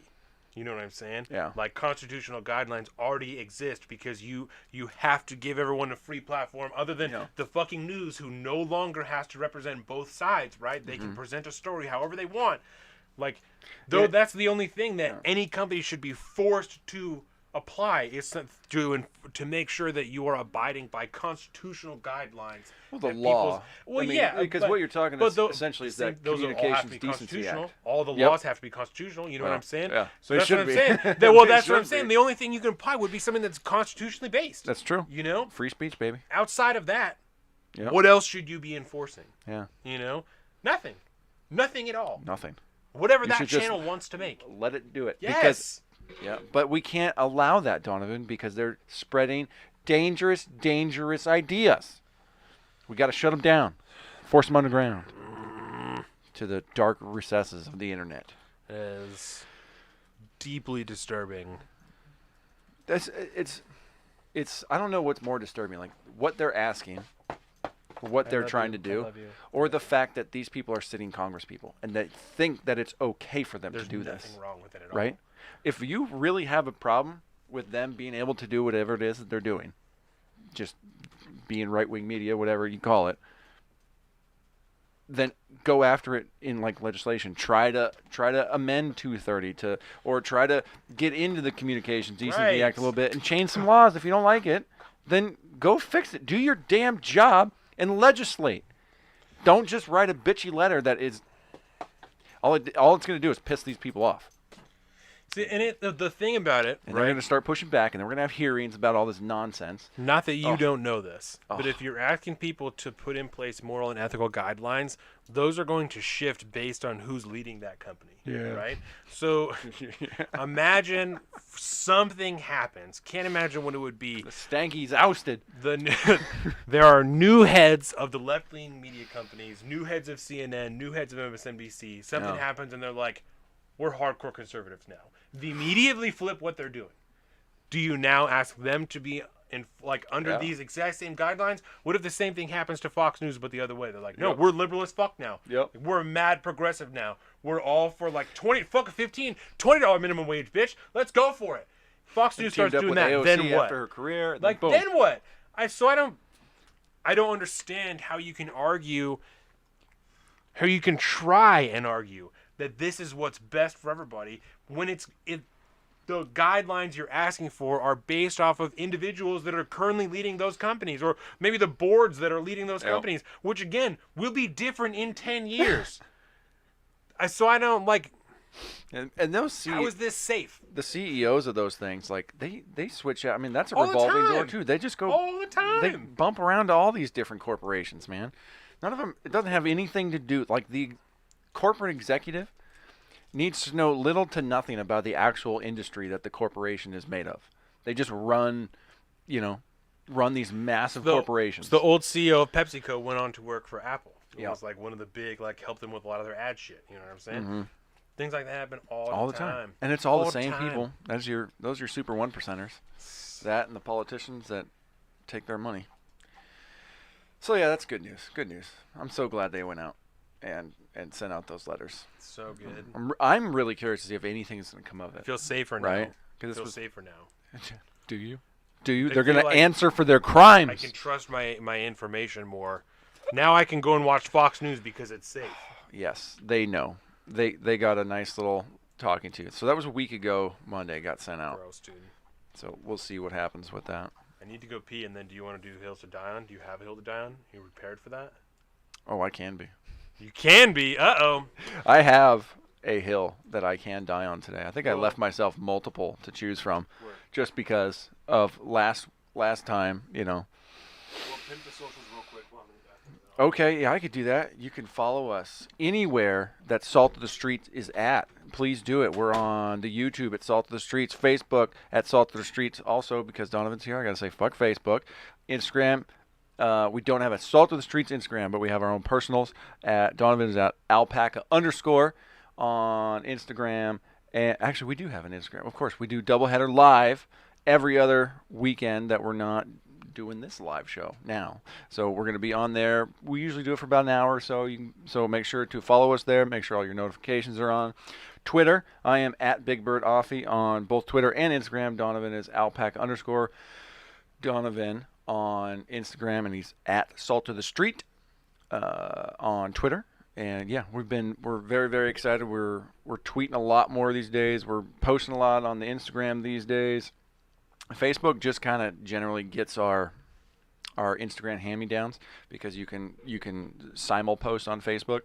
So we do check the Facebook. If you try to message us there, I will get a notification and we can communicate that way. But we're not regularly posting just on the Facebook. So yeah, anything there. Instagram's usually the best place to hit us up. Hit us up in the comments of this particular YouTube video. It's the best thing you can do to help the channel grow, to get other people around there. Share it, like, subscribe, do all the things, bells and buttons, so on and so forth. So yeah, that was it. Do you have much in sports today? Probably not so much. No, there have been talks. Sports, you guys know, is really just football around here. Yeah. Basketball's happening right now. March Madness, because tomorrow's March 1st, so March Madness starts very soon. Okay. So we'll talk about that come time. I'll say I think I might run to the bathroom now. Yeah, no, you're fine. There are talks now. I can definitely rip for a minute. You pee really quick. There have been discussions of Russell Wilson potentially wanting a trade, and I don't. I think that it's all personal. I think that it's just media bullshit. He said, that he's Colin Cowherd's going on about he's being dismissed, and Russ has said that he's gone and request help on the offensive line, which we've known as Seahawks fans for years that they need help on the offensive line. There is a no-trade clause in Russell's contract. He said the only thing he would waive his no-trade clause for was, like, Dallas. I don't know, a couple of things. The amount of dead cap that we would have to eat if he goes just doesn't make sense. Even for, like, 3 or 4 first-round picks, it's not – I just don't see it. It's not something that I think will happen. We've invested way too much time and money. We should just fix the offensive line, and then – that's it. So that's about all there is as far as sports goes. Sports. Are you ready for Give me a hill. Okay. All right. You're going to like this one, I think. I like all your hills, buddy. My hill to die on this week, I was wrong about Anthony Fauci. No. And I'll own it, right? I'll own it. When COVID first started, Yep. right? You guys can go back and listen because I'll own this. I begged people to listen to the experts. It was I the begged prudent them thing to do right? at the time. That's what I'm saying. I'll own it, right? And I said which I think is still generally right at the start of a new pandemic, right? When there's a new disease, nobody knows what's happening. I still think that it is generally the right thing to do to listen to the experts that emerge at that time, right? Hard, yeah. However, Fauci since then has shown himself to be a political pawn, just like Birx and the Surgeon General, which is why they're no longer there, right? The Surgeon General came out and said, you don't need a mask. Don't buy masks. He's tweeting about it all the time. Don't buy fucking masks. Instead of just being honest, because we talked about it here on the show, right? We talked about it. Seems like it probably will help, but if we don't need them now, they might just be asking people to save them for medical personnel because they can't fucking make enough right now. Yeah. Which is what they ended up fucking saying at the end, is we said this because one time, they said that one time, they admitted, they're like, oh, we said that because we're not making enough and we need them for medical personnel. After that, they're just like, you have to wear a mask. You have to. We were wrong. You have to wear it. We didn't know. We're 2. For like We're 3. 5 seconds, they said the real thing, and then they just moved right on to lying about shit, right? Yep. To the point now, right? It's backfiring on them, and the resulting vaccine hesitancy has been covered by Rising and even ABC, who has become the dick-sucking central of the Biden administration. They can't keep it away. But, of course, ABC hit it the day after Rising. I'm pretty sure that the ABC people are watching Rising and then hitting shit the next day. Probably. Because Go, there's man, been like, I wish we could work there. there's been like 3 times that I've noticed that the day after Rising talks about something, ABC talks about it in the morning. Like, y'all motherfuckers are biting right now. You are biting style. They're going home and be like, all right, let's watch some Rising tonight, man. We got to see what we're talking about tomorrow. Right. To the point now that they're pushing a vaccine, and that's a personal decision for many people, for everybody. But they're pushing a vaccine they're saying has 99 or 100% efficacy rate. But you're probably still going to have to wear a mask for like at least a year, maybe 2. You still can't kick it with your friends. You still can't go out to eat. You still can't do any of this shit. But it totally works 100% and we're all going to be fine. Yep. I'm not understand. I'm not questioning, you know what I'm that. saying? I'm not calling into question the science or anything like that. I don't want YouTube, don't pull us down. I'm not doing anything like that. What I'm saying is you can't run both narratives at the same time, you know? And it's Clear, consistent messaging. And it's backfiring on them now. Like I said, with the vaccine hesitancy in young people, in black people that have all kinds of reasons to think that the government is trying to fuck them because, you know, the Tuskegee Airlines, all this shit. Like, we know about these things, right? There are groups that have less reason to want to get it. You know, young people, I guess we've talked about that. Like, I don't feel particularly pressured to go and get it. I'm hesitant to get it because I would rather wait and see some more of the long-term effects. There are many groups of people that are hesitant to get it, and that group is growing all the time because of the inconsistent messaging that's coming from this group. So I was wrong. Fauci's a shill. Fuck Fauci. Let's move on to somebody who's actually going to say some shit that makes sense. I'll own it. I was wrong in the beginning. Well, you and a lot of other people, man. Everybody was. I'll wear it. Was. That was good hill. I like that one. You know, self-owning like that.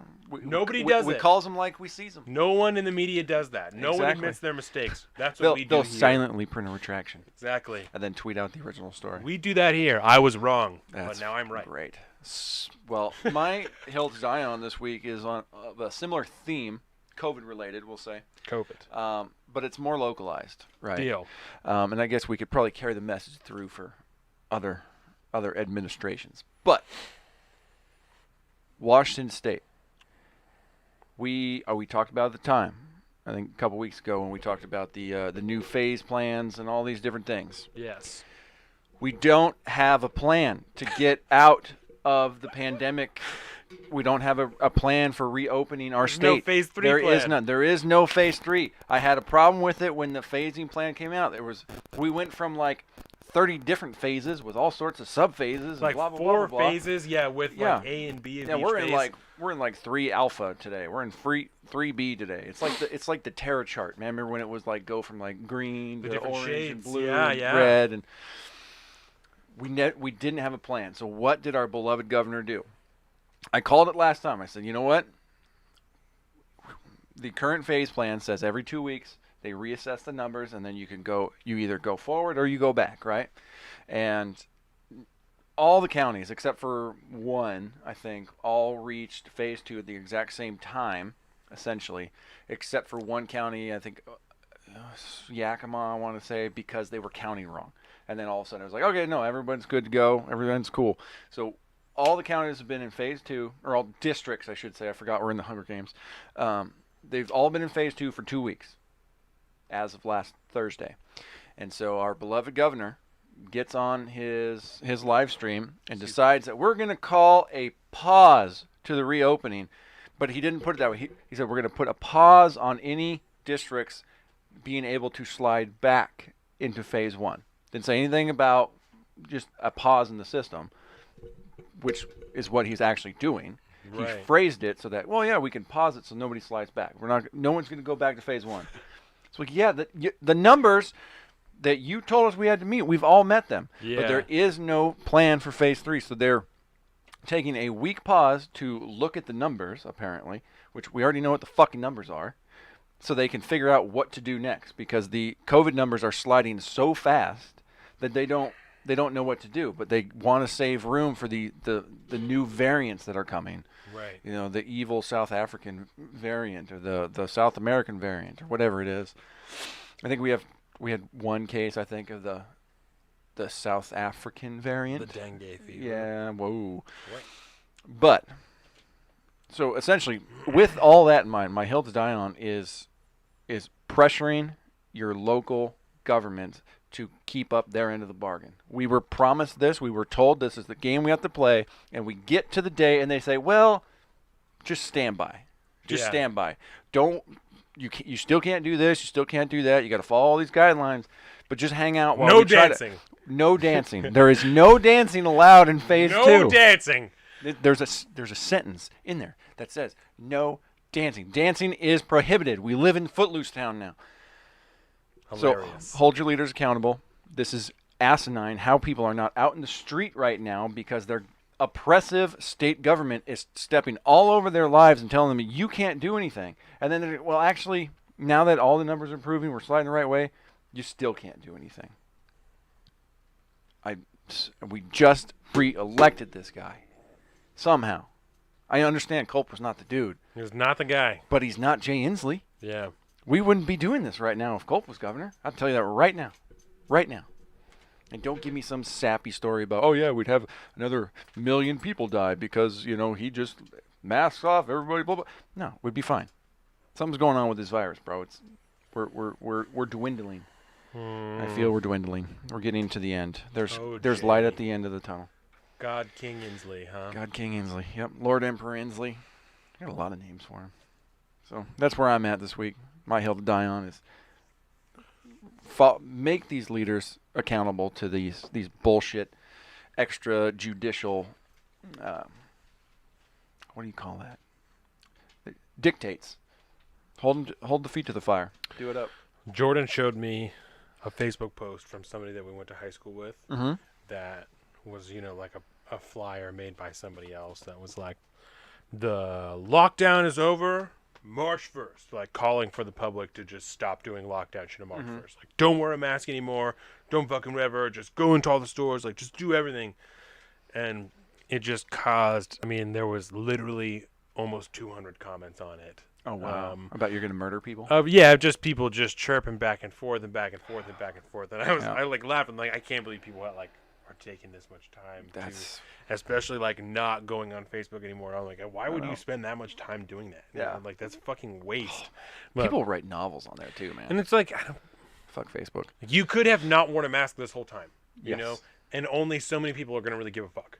You know, doesn't matter. Do what you want. Like we don't care. You don't have to. I just hate that like other people just always forcing their own like opinions and morals on other people. Then the fucking right don't. thing to do. If you don't want to wear a mask, then don't fucking do it. I don't give a shit. Yep. I don't care. If someone gives you shit for it, give them shit. I don't give a fuck. Like I know, you know what I'm saying? You don't have to announce your fucking moves all the time. Like we don't need to know. It doesn't matter to us, you know? It doesn't matter to me. I don't give a fuck. I don't care what you do. Like No. I just wish less people cared what other people were getting involved in. You know, well, yeah, it just that doesn't would be the matter. American thing to do. Is to leave people alone and let them do their own thing. Yeah, that would be the most American thing you could possibly do, and then judge them silently on the inside. That's fine too, but just let people do what they want. It's fine. Who cares? It's okay. Dude? Who cares? Who cares? Message of the day. Who cares? Yeah, you don't wear a mask? Don't fucking wear a mask. I don't give a shit. You know, I just don't you want to wear give a 3? shit. Go to town. You want to wear make fun of 3? you, Wear but 3. Gonna have a hard time breathing. Do 3. I don't care. I don't Do give a 3. shit. I love watching. Well, man, all these politicians and stuff that feel like they need to virtue signal enough to wear 2 masks. Yeah. They put them on there, and then you really can't hear anything they're saying at No. that point. It's like a safety mechanism for them. Give Joe Biden 2 masks. That way you don't hear him accidentally drop the N-bomb on national television. When they had the Postmaster General in this week, he has mask on, and he would take it off to answer a question and then put it back on.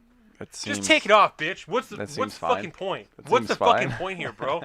That's like virtue signaling. That's what the point is. Like Dax is, I'm gonna incriminate myself, but like Dax is over 2 now. You know, we don't put a mask on him when he goes to the store. I'm not gonna do that. Like this is only gonna be. That ain't gonna go so well. Do you know what I'm saying? Especially like, if he's never worn one before, obviously, because he's 2. He's that's not not gonna keep it on the whole time we're in the store, and I'm not gonna cause a scene by fighting with him to keep it on the whole time we're in the store. I'm not gonna do that. You'll be in the store 10 times longer. And we're gonna do this for like another year. I'm not gonna do this. Like this is fucking stupid. I'm not. We're not playing this game anymore. I do it because this is the reality of the situation right now. Right. It's not worth it to me to even have a conversation with an employee at a store about whether or not. I don't care. And there are people that, especially people that like I, started following since Corona, like 2A people and stuff like that. They're like, you're fucking giving up your rights. And like, I haven't worn a mask a single time. But I'm like, I don't care. I don't give a shit. It's not worth it to me. I don't care. And I don't feel like that's giving up my rights or like, not standing firm. Like I don't want to talk to any more people than I have to. Yeah. So I'll wear the fucking mask. And at the end of the day, all you're doing is just not being a dick. I just don't You're care. just not trying to be an asshole to people by wearing a mask. That's fine. Yeah. Whatever. That's what we're doing right now. That's what we're doing. That's cool. I would willingly have the argument with somebody who tried to tell me like, hey, your kid needs to have a mask on. Yeah. I'll argue with that motherfucker all day. That's worth it to me. I'm not gonna. My child is 2 years old. I'm not gonna raise him with this in this weird social time in which he thinks that that's normal and that's how people operate all the time. Yeah. For us to not do that a year from now. It's lucky that he's doing it. As young as he is right now. Because man, if he was like 5, the damage that people would be doing to these kids, man, it's rough. Yeah, I'm not doing it. No. So, but like I said, I don't care. I just don't. I just don't give a shit. Like, done with it. Everyone just mind your own fucking business. If someone's getting hurt, do something about it. If no one's getting hurt, shut the fuck up. By not wearing a mask, Donovan, you're hurting everyone. It's violence. It's violence. Violence is what it is. It's a violent action, not wearing a mask. Words are violence. Killing people's grandmas. Violence. Everything's violence. Silence is violence. Everything's violence. So on that note. With that, my Let's closing line. This is a good one. With that, I want to thank everybody for joining us on YouTube today. This is a great stream. It's good. I tried not to pee, man, the whole time, but I couldn't make it. But I think we did pretty well for a 3-hour live stream. So I think that we're going to keep doing this. I think fun. This works well. Yeah. So thank you, everybody. Obviously, YouTube at Salt of the Streets. We have our Instagram at Salt of the Streets. We have our Facebook. Fuck Facebook at Salt of the Streets. We have our saltofthestreets.com where you can find all this plus links to our personal social media. I am at Salt of the Street on Twitter and at alpaca_Donovan on Instagram. He's a Big Bird Offie on all those things. Clubhouse and stuff like that. We're starting to fuck with those, but we'll figure that out in the end. Yeah. It's getting weird in there. Yeah, but I think that's it. Leave us a rating and a review if you're listening to this as a podcast. Share it if you're on YouTube. Share it. Give us a like, a comment. Help other people find it. Tell people about us. If you have any topics, we're always open for topic requests. We'll take them. We'll do it. I think that's it. You ready? Ready. Hey, Colin, here's a candy bar. No! I'm withholding it. Look at me getting off. Sound like the Democrats. Word. Sound like the Democrats.